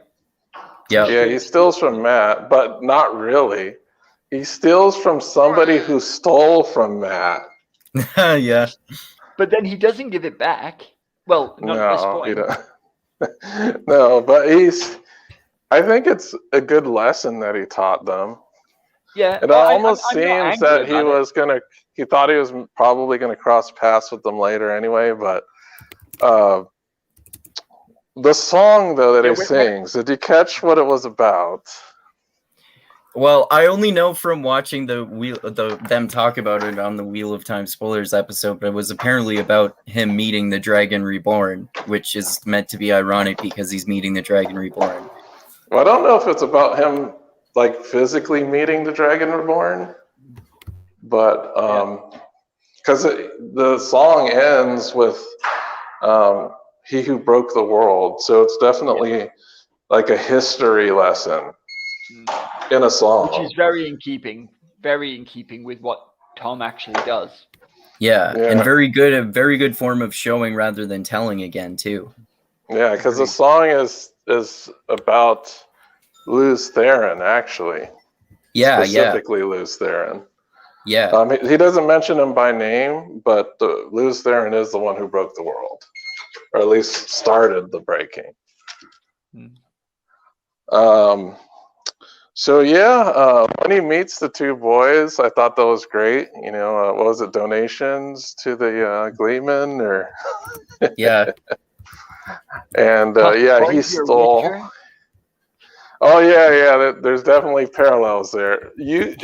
Have you watched The Witcher, Andrew? Watch what? The Witcher. No, I still haven't yet. Okay. Anyway, we'll move on. Yeah, so he gives him a little bit of a lesson there, and they're short on money, so they talk to the innkeeper, and the innkeeper's this woman, and like Rand's just like ready to go, like whatever task he got, let's do it. So she leads them back to firewood. You forgot to say that they're doing this because they don't have enough money for a room. Well, that's he did say they needed money, but they did ask her if she could let them stay, and it wasn't for a room that he wanted specifically. They just wanted to stay somewhere on the premises, like in a barn or something like that. It wasn't until later that she offered a room. Like a legit room. Andrew's point though is it's for shelter and food. Yeah, that's what it's for. Yeah, for food and shelter. Also, even though they do it in a different way in the books, this is in line with singing for your supper, right?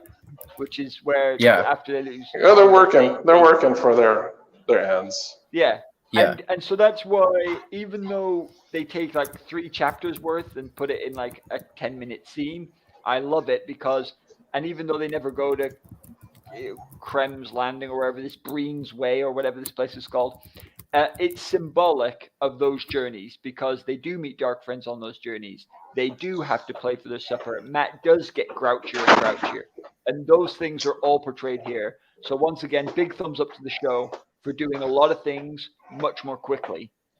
So there is an Easter egg, because I know they didn't include all the names of the towns and all that, because they stop at a couple different towns. The name of the tavern is called the Four Kings. Oh, is it really? Well, it's not called the Four Kings, but the sign has like 4 kings on it, because in the world of Wheel of Time, you don't get words, you get pictures for the names of the taverns. So it was a picture of 4 kings.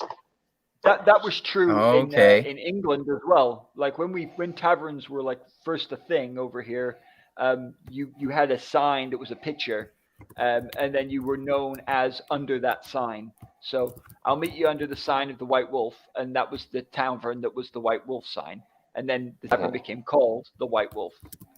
So that's very much in keeping with the themology of inns and taverns in Britain.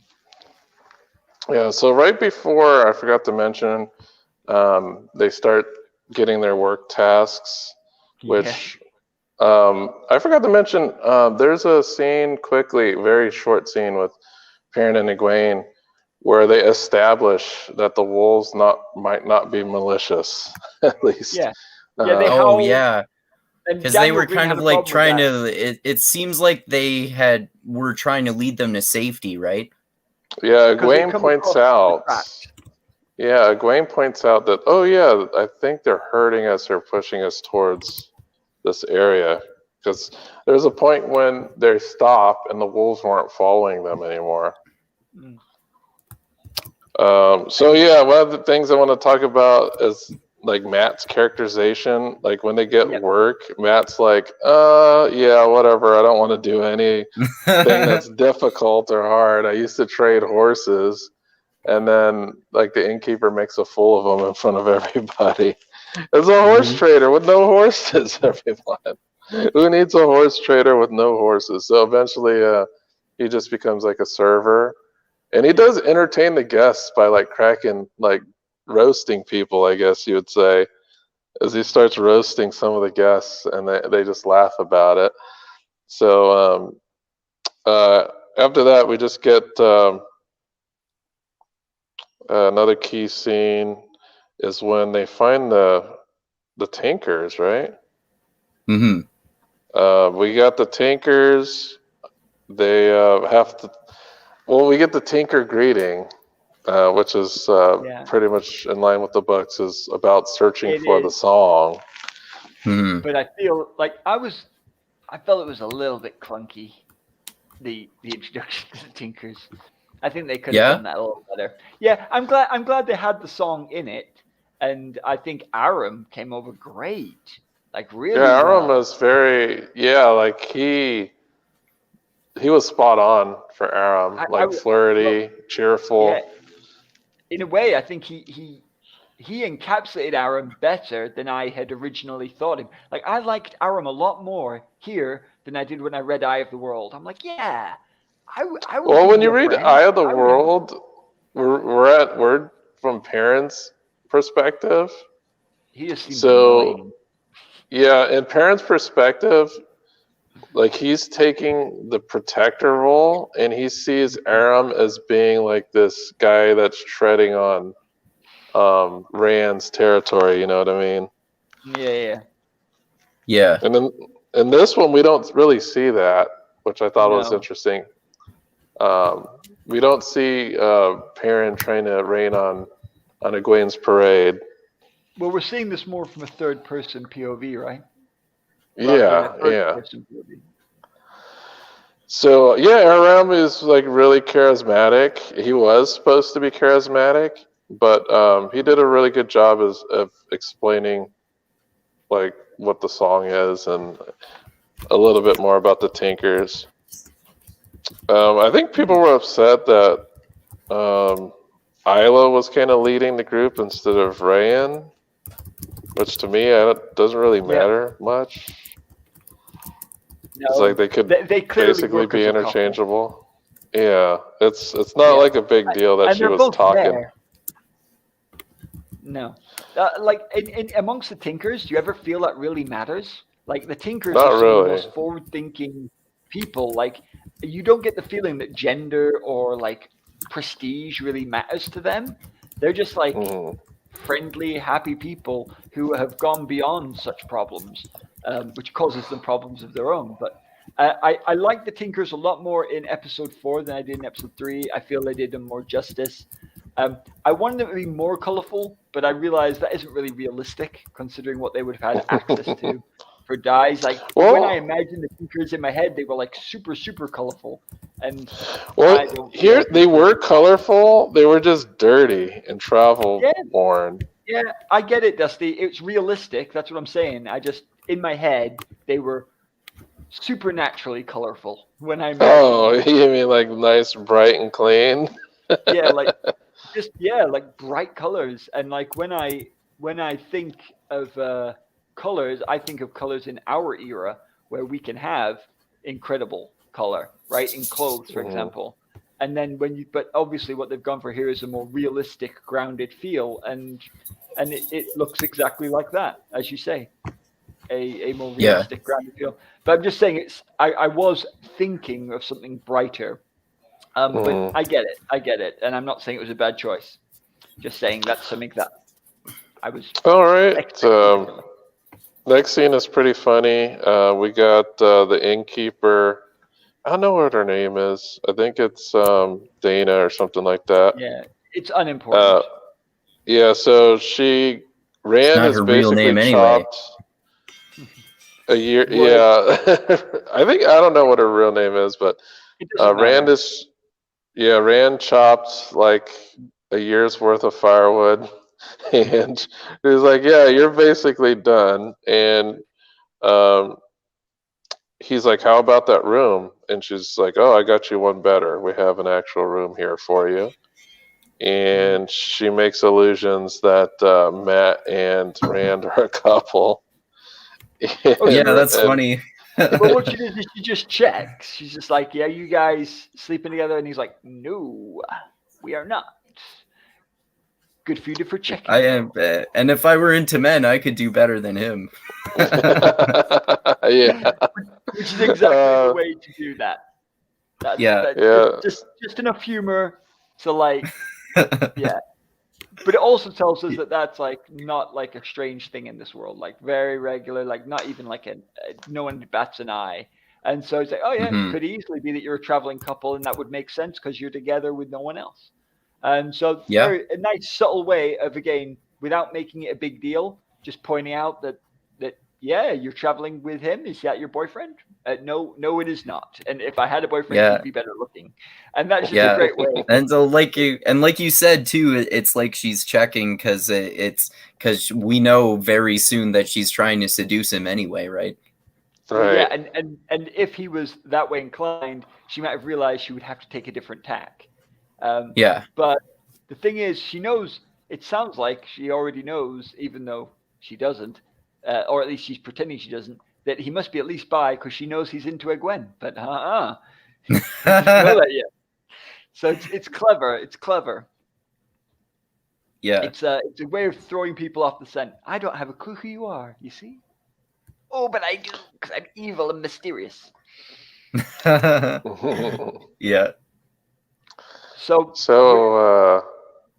the next key scene is Matt, and it's at night, and he approaches the Aiel in the cage. Oh, yeah. Planning to take that jewel. And in the background walks, in shadow, Tom, and he unsheaths a knife out of his sleeve. So we're like, uh-oh, what's going to happen here? Yeah, because he's looking pretty threatening with his knife. And then Matt takes out his Shatter Logos dagger and points it at him. But as Tom approaches, he just walks past him. And he's like, "No, I'm just here to cut down my friend." Yeah. So they have a little discussion. And a key point here is he tells a little bit about the Aiel and shows him, "Hey, this hair color is very well. How do you know it's Aiel?" It's like, "Oh yeah, this hair color is not common in these parts," and it's like Rand's hair color. So they're setting that up right here now. Tom understands. He understands Matt, and he knows that. He's like, "Why are you here?" He's like, "Oh, I need money. I need money to get home." And he's like, "Yeah, people do what they need to do when they're desperate. I'll let you take what you need, and then I'll bury the body." So Matt gets what he needs, and then Tom's like, "Well, yeah, you got what you needed. You should at least bury the body." So he makes Matt do that task. Well, also he's trying to teach him a lesson here, right? But but again goes back to what Andrew said, that Matt is like this rogue, but he's also got a heart of gold. And in the end, basically, Tom just makes Matt's own conscience do the job. He's like, you've done that. Now you really should do this. Now Matt could just walk away. Like, it's unlikely Tom's going to stab him. But the thing is that the point is that now he's established to Matt, one of the ways you can feel better about what you've done is show this guy some respect. And then you can kind of almost feel like you've earned it. And Matt is looking for that. He's looking for someone to say, it's okay to be who you are. And and we know from what we saw in when they were in Emmons Field that his father figure was not very useful to him. So and Tom does like it would be kind of accurate to say, well, actually, yeah, it would be accurate to say that Tom is kind of a father figure to at least a few different characters in the book, I guess. For sure. Like I would say all the boys, but especially these two. And he establishes also the honor of Aiel. So he basically tells Matt how they're honorable and that they killed this Aiel. Was the way they killed the Aiel was dishonorable because the Aiel man was not veiled, which means that he wasn't a threat when he was being killed. I like how they added that aspect but changed it a little bit about the Aiel's veil. Yeah, it's like not black, but it's still they have to be veiled. Yeah, I don't think the color is essential. Some people got mad about it. Those purists. They get mad about every little thing. I think I'm something of a purist myself, but I just like when the Ale first veiled themselves, they didn't do so in black. I'm just saying, they didn't. Like if you go back into like when Rand sees his ancestors, they're not wearing black veils, and it just one of the things that Robert Jordan is trying to show through the Wheel of Time is that history becomes legend, legend becomes myth, and it's long since forgotten when the age that bore it comes around again.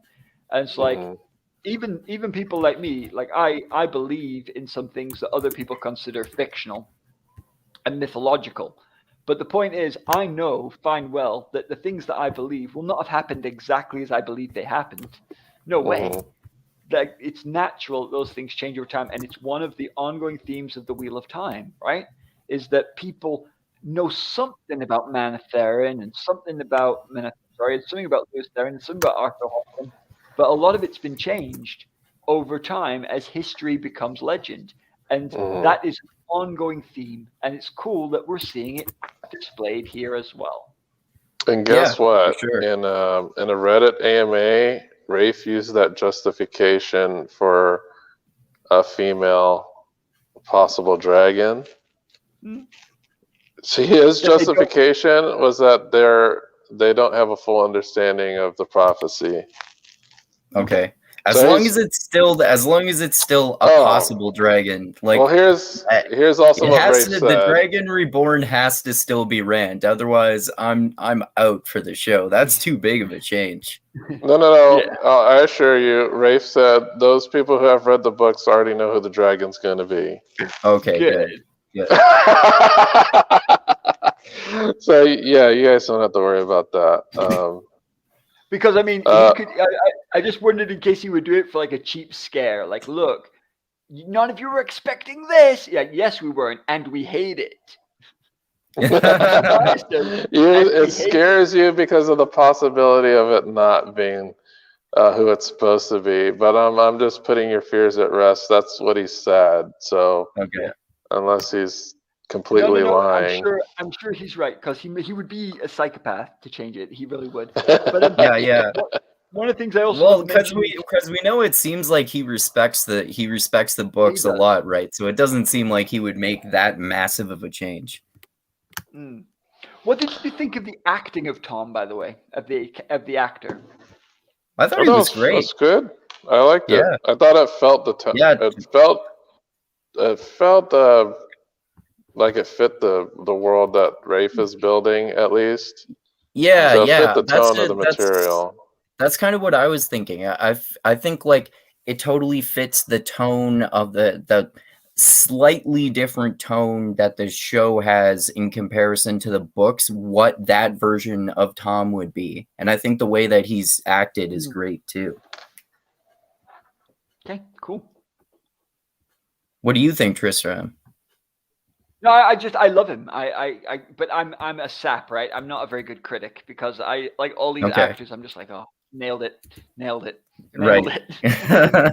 so like I'm a bit rubbish because I'm just like, they're all so good.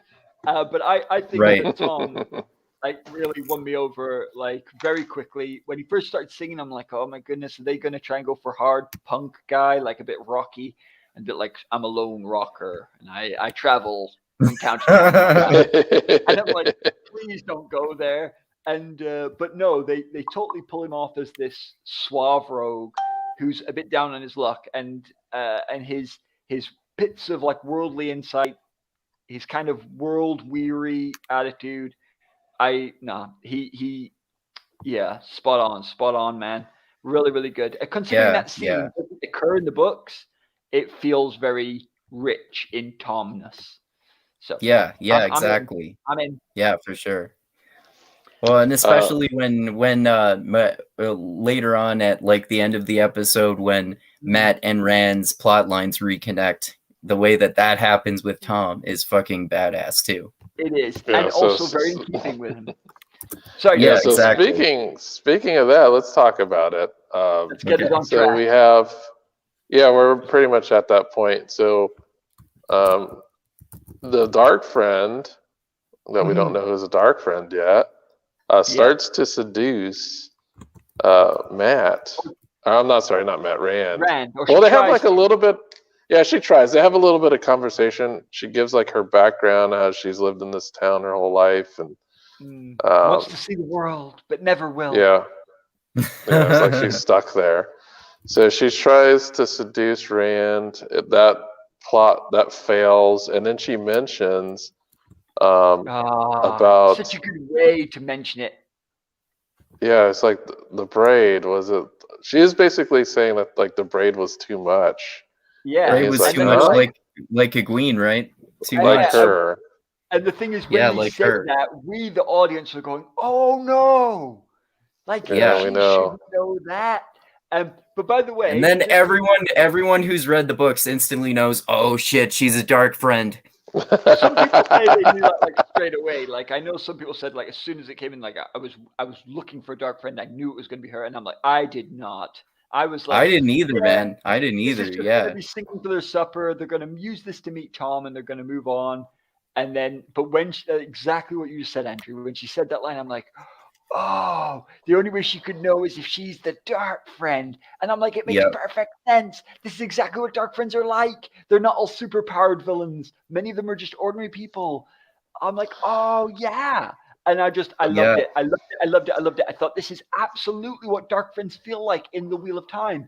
That anyone could be one. Unknown Miller number 3 could be a dark friend. And the king I think could be a dark friend. It's brilliant. This first introduction of a dark friend is probably, I would say, better than the books. Yeah.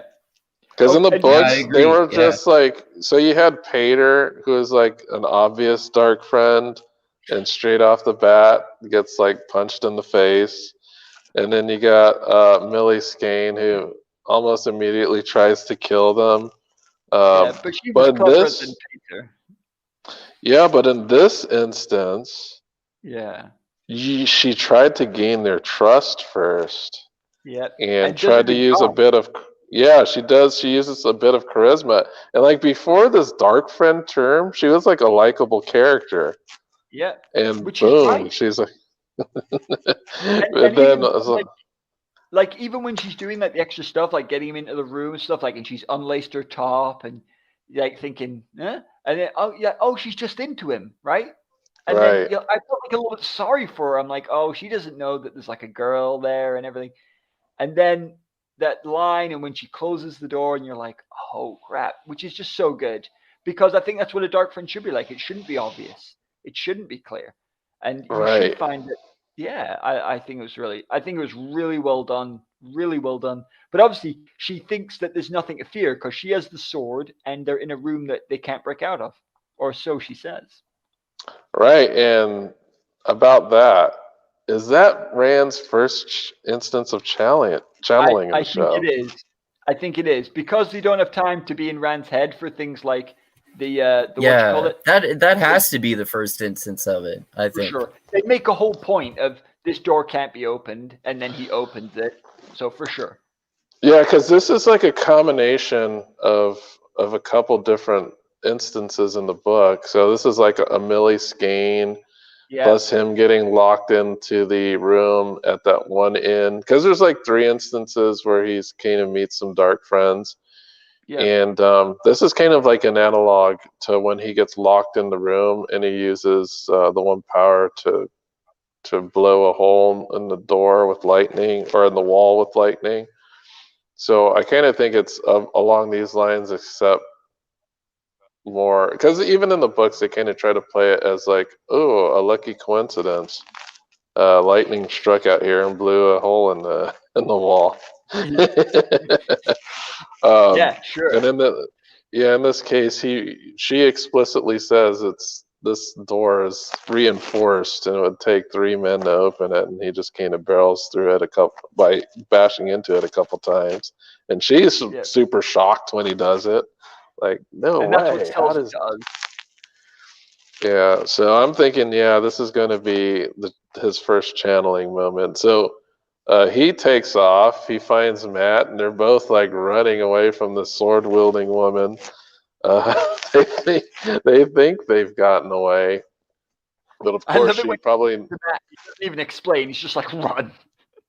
Yeah, run. Let's get out of here. Yeah, that's funny. So they think they've lost her, and no, she knows her way around the town better. So she cut them off, and she's actually making an explanation about why she's doing what she's doing. She gives which I thought was very.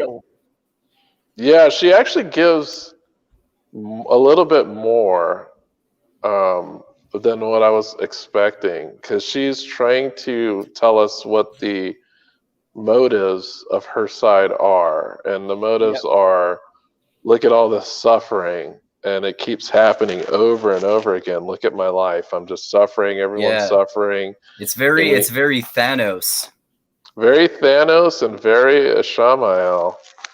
So it's almost, so she's basically saying we need to break this cycle, and that's why I'm working for the Dark Lord, or for the Dark One. So as she's finishing the speech up, like, a freaking knife protrudes from her neck. And we're like, what is going on? And of course, it's Tom. And Tom's like, oh, she's a dark friend. Let's get out of here. So we get to see Tom and his actual skill that's displayed multiple times throughout the book. And he's like an expert marksman when it comes to knife throwing. The guy knows how to throw a knife with extreme precision. And she name drops Ishmael, by the way. Ishmael. Did she really? Oh, she name drops him in the episode. Okay. So I wasn't aware that she name dropped him. I might have just kind of. I'm positive. I mean, I'll double check, but I'm almost positive that because I remember her saying, I was like, oh, she just named Ishmael. I'm like, that is our first Forsaken name drop. And I'm like, she's like, I think she gives that as the person who's going to come pick them up, like the person who gave her orders. Oh, okay. Yeah. And that's probably who gave her the orders, because he's kind of the most active at this point. Yeah. Okay. And so but it's cool, because one of the things is that, why be a bad guy, right? It makes no sense. But actually, what she shows is that from a certain point of view, bad guys do make sense. And not all bad guys are megalomaniacs, right? Some of them are just tavern women who are sick of life. And there's people who can genuinely sympathize with that, sick of life. Okay. So at the end, before she gets throat gouged, she basically tells them, hey, a fade's on the way. Yeah. And I called one here, and they're on the way to get you. And that's where the knife. And that's why they got to get out of there, because, hey, a fade's coming. We got to leave. Next scene, pretty short. Lorraine, Lynn, and Nynaeve are on the path. Hang on, I just checked it. What she says is, the last time someone brought a dragon to the Dark One, they remember his name 3,000 years later, Ishmael. So that's so they're inclining the fact that the last time the dragon was brought down, i.e. Luz Theron, it was Ishmael. And she's like, this time it's going to be me. So that's the context of the name drop. Okay. So she's citing history. And saying that she's going to be the new Ishmael, which, hey, big head much? Yeah, pretty much. You're like, well, for a book reader, yeah, that's a pretty big drop. Not even Nameless, all the way to Ishmael. No, she's basically saying that she wants to be Nameless. Yeah, she is. I think she may be underestimating her competition. But, yeah. Just man. Just a smidge. So yeah, in the next in the next scene, this ends the episode. Moraine and crew. Moraine's like barely holding on right now. They come across a group of Aes Sedai, and the first one they talk to that approaches them is Leandrin, right? Yeah. Who has some very striking features. And yeah, she does. And in tow, we see some warders and Man in the Cage, who has a very intense stare. The man and it's Logain. Yeah, it's Logain. So, fucking hell of a way to end episode 3, man. The next episode, in my opinion, is the best episode so far, Andrew. Oh, I can't wait to watch it. I'm probably going to watch it tonight. It is amazing. You'll love it. I love it. I can't wait to talk about it next week, but it is an awesome episode. Yeah, I was telling you guys before we talked, 3 is my favorite episode in the series so far, so maybe 4 I will like even better. I like 3 even more than 1, even though 1 had more action in it, and I love all the action because the interactions between the characters and the introduction of Tom and all the plot and all the plot in general and the first Dark Friend, all that stuff was so awesome. Yeah. Yeah, it's like this show is just getting better with each episode, it seems like to me. Can I say what my favorite thing of this episode? I mean, I love the Dark Friend thing. It was so cool. But my favorite thing from this episode is Nynaeve and Lan. It really is. I think what they do with their that's great too. It's really, really good. Like when she's tied up and utterly helpless, he's like clearly got the advantage. Like their first interaction where she tries to stab him and then he just knocks out because he's freaking solid. He's perfect. She is like, she won't back down. She's courageous, but he is actually probably the greatest non-magical sword fighter of all fantasy. I mean, he's Lan freaking Mandragoran. Yeah. But when she's tied to that tree, and he's like, "You can't be making demands," and she's like, "It wasn't a demand. I'm threatening you. If you don't let me go, she's dead." And like Nynaeve, that's just so you. Like, and then when he lets her go and she does it, and then he tries to leave her, and she's like, "Hey, what? Whoa! You got to keep your eye on me. You've got to like watch me like a hawk."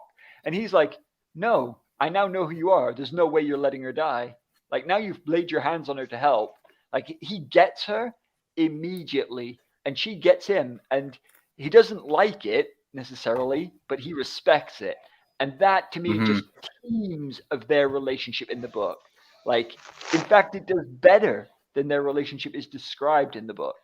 And but it's there's a reason that this ship is the favorite of the fans in the series. It's because of how it becomes in later books. And what they're doing is they're getting there quicker in the show, much quicker. And and there's another bit like again, guys, tiny details, but you know how I love my show don't tell. And you know, she's tending the wound, and it shows that she's been listening, because she turns to Lan and she says, "I know that you can kind of feel what your Aes Sedai feels. This is really going to hurt, so get yourself ready." Right? Yeah. That's a cool little moment, because they're teaching us about the warder bond without giving us a lecture. But also, when she does it, does Lan even flinch? He doesn't flicker a freaking eyelid. And I'm like so glad, because I thought they might have him go, "Ugh." You know, like when the guy Yeah. goes through, like, gets cut 7 times and shows nothing in the action sequence, and then afterwards the woman tends his wounds, and he's like, as he like. Oh deals with it yeah. Yeah. I thought, please don't do that. Like, Lan is rock hard, except when Moiraine was tended to, and then it's like, But no, they didn't. And I just like, yes, Lan, you are made of stone. I love it. I just thought that was great. They taught us about the water bond. They taught us about the interaction between Nynaeve and Lan. And I just really, really loved their evolution and their interaction, the mutual respect, the way that she tracked him, the way that she's prepared to fight him, but the fact that she has to accept that the guy's a freaking legend at the same time. That is absolute acting, Wheel of Time, plotting gold, and I just think it was extremely well done. My favorite part. Well, that explains why the next episode will be your favorite then. Yes. I love those characters, man. I love those characters. Episode 4 is just amazing. I hope the next episode is going to be just as good. Well, I think one of the things is that, like, some people tried to misquote Brandon Sanderson and said, "Oh, like the author is disagreed with the way the show has gone and said it was bad." And I'm like, no, he said it's not Wheel of Time, and I'm like, I think you won't find that he did say that because, one, totally not Brandon. If you know anything about Brandon, he is very reluctant to open. If he doesn't like something, he just keeps his mouth shut. One of the things that's thing is he said it's a different turning of the wheel. Do not expect the book, like they can't do that in an 8-episode show. Like that's not what you're going to get. He said, but they will see the themes. I think some of the episodes are very good, and he suggested that I think he said episode 6 is his favorite, and he said I think it gets stronger as the series goes on. Those were comments he made. And is quoted. I think go on Reddit and read. I forget where I heard it, but I think I heard someone say that his biggest complaint was that Perrin's wife. Yeah, Perrin was already married, and she died because it seems like this trope where a woman is only there to die for the man to feel guilty about her death. Well, Sanderson said he had no issue whatsoever that he was married. He just had an issue with, it was his wife that was going to be killed. Like, Sanderson said he would have preferred to have, like, maybe one of the Luhans get killed, but the wife is just... they had to die. She had to die because... Eventually, because of Fael, you have to kill her off. So. Yeah, that's why at first, like, before she was killed... I had an even more negative reaction because I was thinking, what the fuck is going to happen with Fael? How can they get rid of Fael? So the thing is, not only Fael, right? It changes the whole thing with Berylane as well. Berylane also, it's even more problematic. Like the thing is, it's one thing to leave your sisters; it's another thing to leave your wife. Like when you move house, you can move house and move out from the place where your sisters and your parents live, but you don't move out from the house where your wife lives unless you're getting divorced. So basically, like that's the other thing is if he'd gone, she'd have gone with him, right? And so that changes the entire like story. So the problem, as soon as you introduce a wife, she had to die. Like that was my problem with it. As one of my biggest problems with it is like her death was incredibly necessary and obvious to any reader of the book. But it happened. It has a job, and Perrin feeling guilty is kind of in his character. So whatever. I don't think it's going to massively change how I feel about the series. Yeah, me neither. It's like the fridging thing. It's like, I don't know, whatever. Like, I'm pretty sure they could have done that with a female character too. Oh well. Yeah, it just seems more tropey because it was this way around. And I know that some people are think that Perrin should have more to say and stuff, but I actually think that Perrin comes across traumatized, which is exactly how I feel Perrin should be at the moment. Yeah, Perrin's a man of few words. I think that's just the way it's going to be. He doesn't really give Yeah, he doesn't give big speeches. He's not a talker. He's a thinker most of the time. All the acting is So, great so far. All the characters are really well played. yeah, I'm glad they did such a good job at casting such wonderful actors. Like they all act well. I'm glad I don't see any cheese so far. So Yeah, that's good. yeah. There's like more cheese in the books to me, like with the interactions between some of the characters, especially like the five Taviran, especially in the earlier books, they're so like nitpicky and annoying towards each other. Like that stuff is really reduced in the show, I think, which I like. Yeah. Well, you still have like the little spats between Rand and Egwene. Yeah, but yeah. they're like But more reduced. understandable. But that's realistic, though. Yeah, yeah, for sure. Yeah. Yeah. It needs to exist. It's much more like Andrew says. I think they've aimed it at a level at which modern day audience is more happy to accept it. Mhm. Yeah. As like a bit of banter rather than just pettiness, which it can come Yeah, across. yeah. Yeah, I just hate. Go ahead. What's been your favorite part then? Shoot. I would say my favorite part was Tom's introduction. I thought Okay, cool. they did him very well. I was like anxious because he's supposed to be with them already. So I was like, okay, let's see Tom. I thought his singing was all right. It was like, it wasn't, some people didn't like his singing voice. Well, I was like, you know what? He's not going to be the super musical. I think they're trying to fit the tone of the show, which seems to be more gritty. And he definitely has this gritty, gravelly tone that I think sounds more than fine and adequate. Oh, I agree. Like if he sounds like someone who's had a cleaned up vocal through a perfect mic, there's something wrong, right? Like right. He shouldn't sound like someone who's had his vocals edited. He should sound like a guy singing roughly a cappella in a non-acoustic inn with a probably only kind of tuned instrument. So like I absolutely, that he plays like 5 notes on pilot. throughout the song. Yeah. Yeah. But I love the fact that it didn't sound too polished. I really did. Yeah. I think that is more what it like. I feel like that's more. I know realistic is a strong word here, but like for someone like me, I find it easier to suspend my disbelief when he doesn't sound like Pavarotti. You know what I mean? Yeah, of course. Yeah. Yeah. So I thought they did Tom pretty good. Like I didn't have any qualms about it. I know they're probably going to take him in a slightly different direction, but the direction that they're taking him right now seems fully adequate. Like even if I don't want to spoil anything, but we'll talk about that when we get to future episodes. Yeah, they're treating him right. I'll say that. Yeah, I think they'll go the whole hog with Tom. I think all the key Tom moments will be in the book.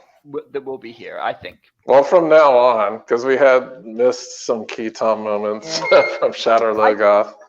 I don't know if the Shadow Logoth is when we got to see, Tom is actually pretty damn badass, because he kills like those Trollocs with extreme accuracy with his daggers. But we got that in this episode anyway. Right. It's like, that was my favorite, second favorite dagger. Okay. Yeah. But so we're all agreeing that they're getting better over time. Acting is top quality. Costuming is very good. And the plot, even though it's slightly changed, actually incorporates almost universally elements from the theme and the books. They're just doing it in a more summarized and impactful way for using the visual medium. Yeah. Well said. Totally. Yeah. All right. So, you said, Andrew, this is your favorite so far? Yep. Yeah, definitely. Same with you, Tristram? Only because the Dark Friend bit and the Lan and Egwene, Lan and Naini stuff just swept me over, man. I just love that stuff. I was for sure. Their acting was just so good. I was like, I love it. Any episode that contains that is gonna be good for me. But it's I think the best ending of any of the episodes was Nynaeve turning up, like threatening to slit their throat. I thought that was absolutely brilliant, sensational. And Yes, that was a good ending. the first episode was perfect for setting things off. It really was, and in many ways, like the action sequence of that episode was just so impactful. I don't think we've seen an action sequence that's been as impactful as that one in these other two episodes. Here's another thing to think about. Moraine took a back seat during this episode. Yeah. Yep. So it's a good look into the future of, can the other actors carry things along if, Moraine's not a prominent voice or part of the show. Because she was incapacitated basically that whole episode. Yeah. And they did fine. I wonder how long she's going to be gone for when she when her character dies on the show, or if they're going to do, maybe they'll do some sort of similar thing to what they did in the Lord of the Rings movies with Boromir, where when during the period during the parallel period of times where she's gone during the books, in that point during the show, I wonder if they're going to integrate just flashbacks from New Spring at that point instead of doing a whole separate thing. Yeah, to give her some. That's possible. It is possible, and the thing is that Moraine is present even when she's not present because of her impact. Yeah. And I have heard some people suggest, just like Gandalf. I've heard some people suggest that Moraine not go missing in the show, and that they use Ketsuna Moraine as one character. But I think that would be a mistake. I really do. I think she has to go missing because it's very important for Rand's list. And I think it's also very important for Tom's character and important for Matt's character. I really, really, really want the tower. I want that scene. And and like her being gone is like a real reason to go on that quest. And so I really want that to happen. I want Noel. I don't know if I'm going to get Noel because Noel's not important as much as the others, but I really want Noel. The first time I hear the Baron's going to be really interesting too. Well, if they ever mention the Farstrider, then we're probably going to get Noel. Yeah, but they might just be doing it as an Easter egg as well, because Noel's easily left as an Easter egg if you want it to be. He's not super important. He's super important, and neither's Oliver, but I just think there's a little dynamic there that I really like. But it's okay. I would love it if they had Oliver, especially Oliver with makes Matt, sense because they're actually building Matt up to be like this caretaker of children who don't have a support structure. Yeah, exactly. No, you know what? And he can't go back to his other siblings too. Until he eventually at least. Yeah. Not for a while, at least. See that bit. It's going to be interesting to see that bit in this version of the show. When they go back to the Two Rivers. Yeah, it's going to be exciting. It's going to be fun. But like I say, I think it's all really exciting, really good, really enlivening, really interesting. And because we don't know everything, I think that just makes it even better than for sure. It's word for word from the books. But I think that Moraine does need to go missing. You said how long, Andrew? If there's 8 series, I would expect her to be gone for 2 of them. Yeah, that would make sense. That's not too long. That's not too long either in the span of the whole series. And I think that could work out if they do that, especially if they integrate those flashbacks or something like that. But also, I don't know if you noticed, but Rosamund Pike is an executive producer.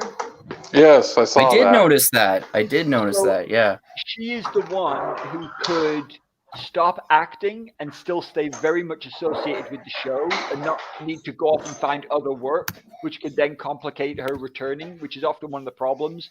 If you have an actor drop out for several seasons, it's like, look, that's I have your point. To go get other work. But she doesn't maybe need to because her position as an executive producer can just be expanded.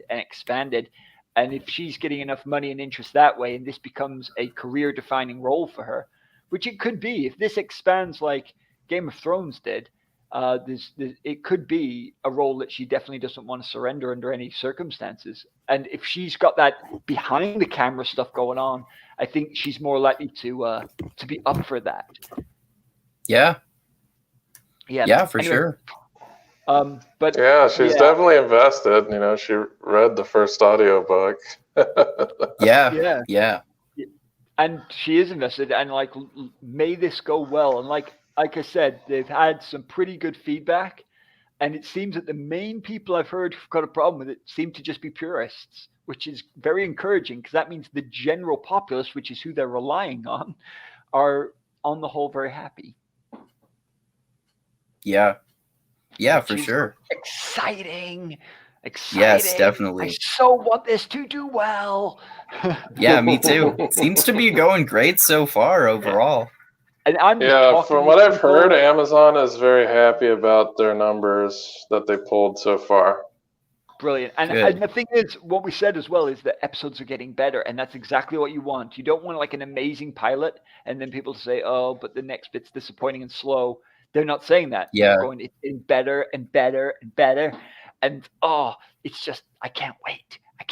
And it's that, like, it's so important that they got the casting of all the main characters correct, and all the actors so far are great, because we go throughout the entire series, we go through so many different directions with so many different characters, and it needs to be interesting for all of those different characters. Yeah. I can't wait. And the thing is, now that I'm beginning to see these characters, I'm starting to think, what's Demai Wells going to be like? What the cleansing of the taint? I'm trying to think of scenes and images of different bits. Like when judging from Winter's Night, they're not going to pull their punches for Demai Wells. Yeah, Demai Wells is going to be awesome, I bet. I'm so excited to see more of Logain, too. He's one of my favorite characters in the books, too. Well, you're going to enjoy episode freaking 4. Anyway, but thanks for getting us together for this, Dusty, because, oh my goodness, it's just so exciting to talk about, and to talk about it with people who are actually bothered and who enjoyed the show as well and have an interesting point of view. It's just fascinating. Yeah. Right. Same to you guys. So yeah, if you want to start wrapping it up, Andrew, you got anything to plug? Yep. Check out my YouTube channel where Dusty and Tristram and I often talk about other fantasy books. We've been talking about a lot of Brandon Sanderson books, and also Joe Abercrombie, First Law. And I believe the next one we're going to do on my channel related to that is we're going to do those 2 Brandon Sanderson short stories from Arcanum Unbounded called The Emperor's Soul and Silent. I can't remember whether it's Silence for Shadows in the Forests of Hell or Shadows for Silence in the Forest. It's Shadows for Silence. Shadows for Silence in the Forests of Hell. And we talk about lots of other stuff there. And like Dusty and I are going to talk with my philosopher friend Peter Salmon about critical race theory in a couple weeks too. And we're also going to talk about Dune Messiah fairly soon. And we're going to finish talking about Squid Game. So check all that out, and check out my blog at mindgasms.bplifetime.com, where I write blogs about philosophy and all these fantasy ideas and culture and all sorts of other stuff, and chapters of my novel and short stories and poems. And check me out on the social medias, Andrew Mindgasms or Andrew Mintzer. And yeah, look forward to when we do those next fantasy chats. And next week on here on your channel, Dusty, do you guys want to talk about episode? I think we could probably talk about episode 4 and 5 at that point, maybe, right? Yeah, next week. Yeah, it would be 4 and 5, so 5 would be available by the time we talked. Yeah, does it come out next Friday? Yeah, next 5 Friday, comes correct. Out this Friday. For us, it comes out like early Thursday morning. Okay. Like, I think it comes out Friday GMT, which for me is like it's still Thursday when it's coming out. Yeah, because it for us it's bang on. But yeah, for you guys it's right at midnight. So for me it's like what 7-8 hours before. Yeah, because you're back in time. Yeah, so it's a little bit. It's on Thursday-ish when it Time is drops here. subjective.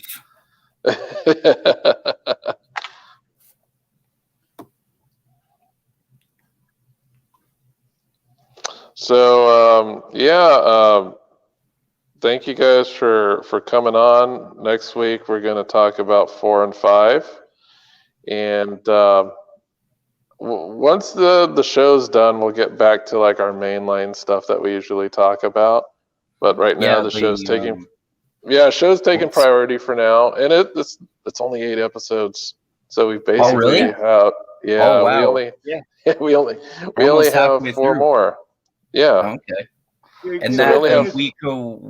Which book is it? Is it which Wheel of Time book? Are we on? I think it's only 8? covering. Oh yeah. We're on book 9. We're on Winter's Heart.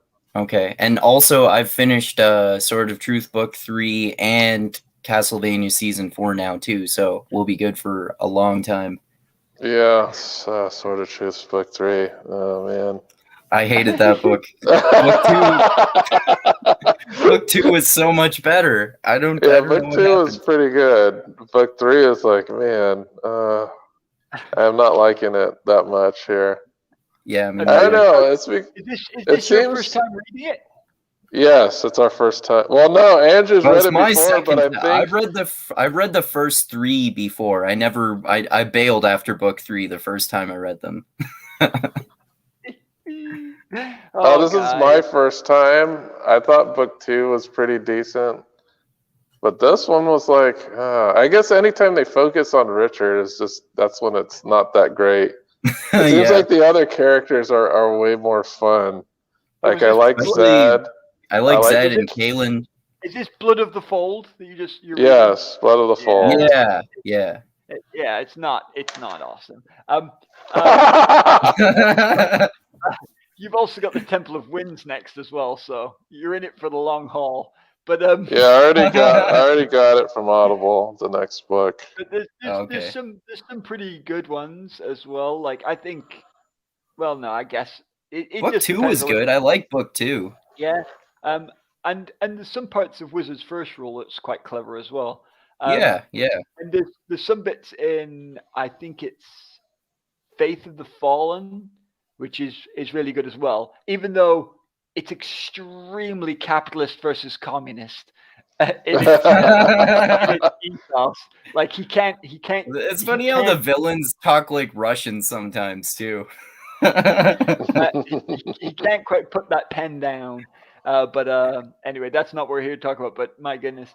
But when he does the last few, Chainfire, Phantom, and Confessor, he goes for a plot line that he commits to hard.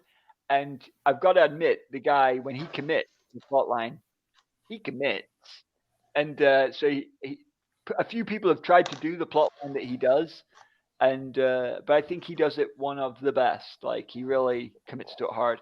I find him extremely heavy-handed at times, and he clearly adores Richard, and I don't adore Richard, which harms the series. Yeah. But there's some cool world building, and this, like, his magic system is quite clever. Like the idea of additive and subtractive magic, I really like that. I think it's a cool way of looking at it. Yeah, for sure.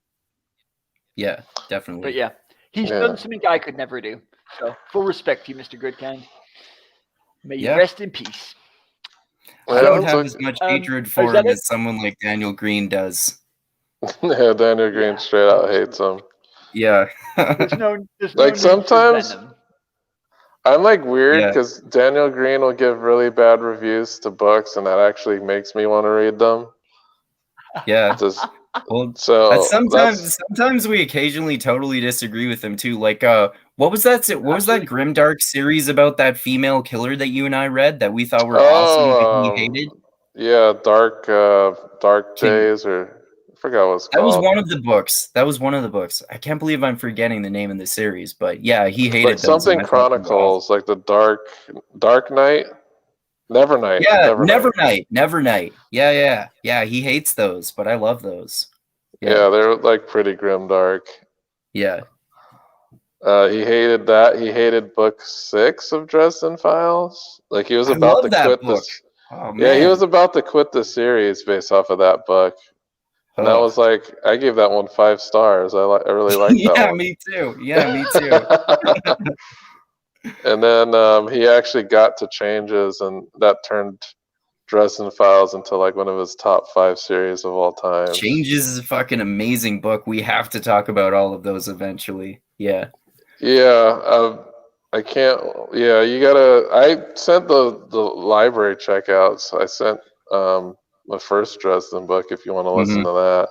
Yeah, we got lots to talk about too. Like we're gonna talk about those Brandon Sanderson short stories, and we should talk about Brandon Sanderson, and we should talk about those Best Served Cold after that too, and Miss Born Era too, and yeah, we got lots to do.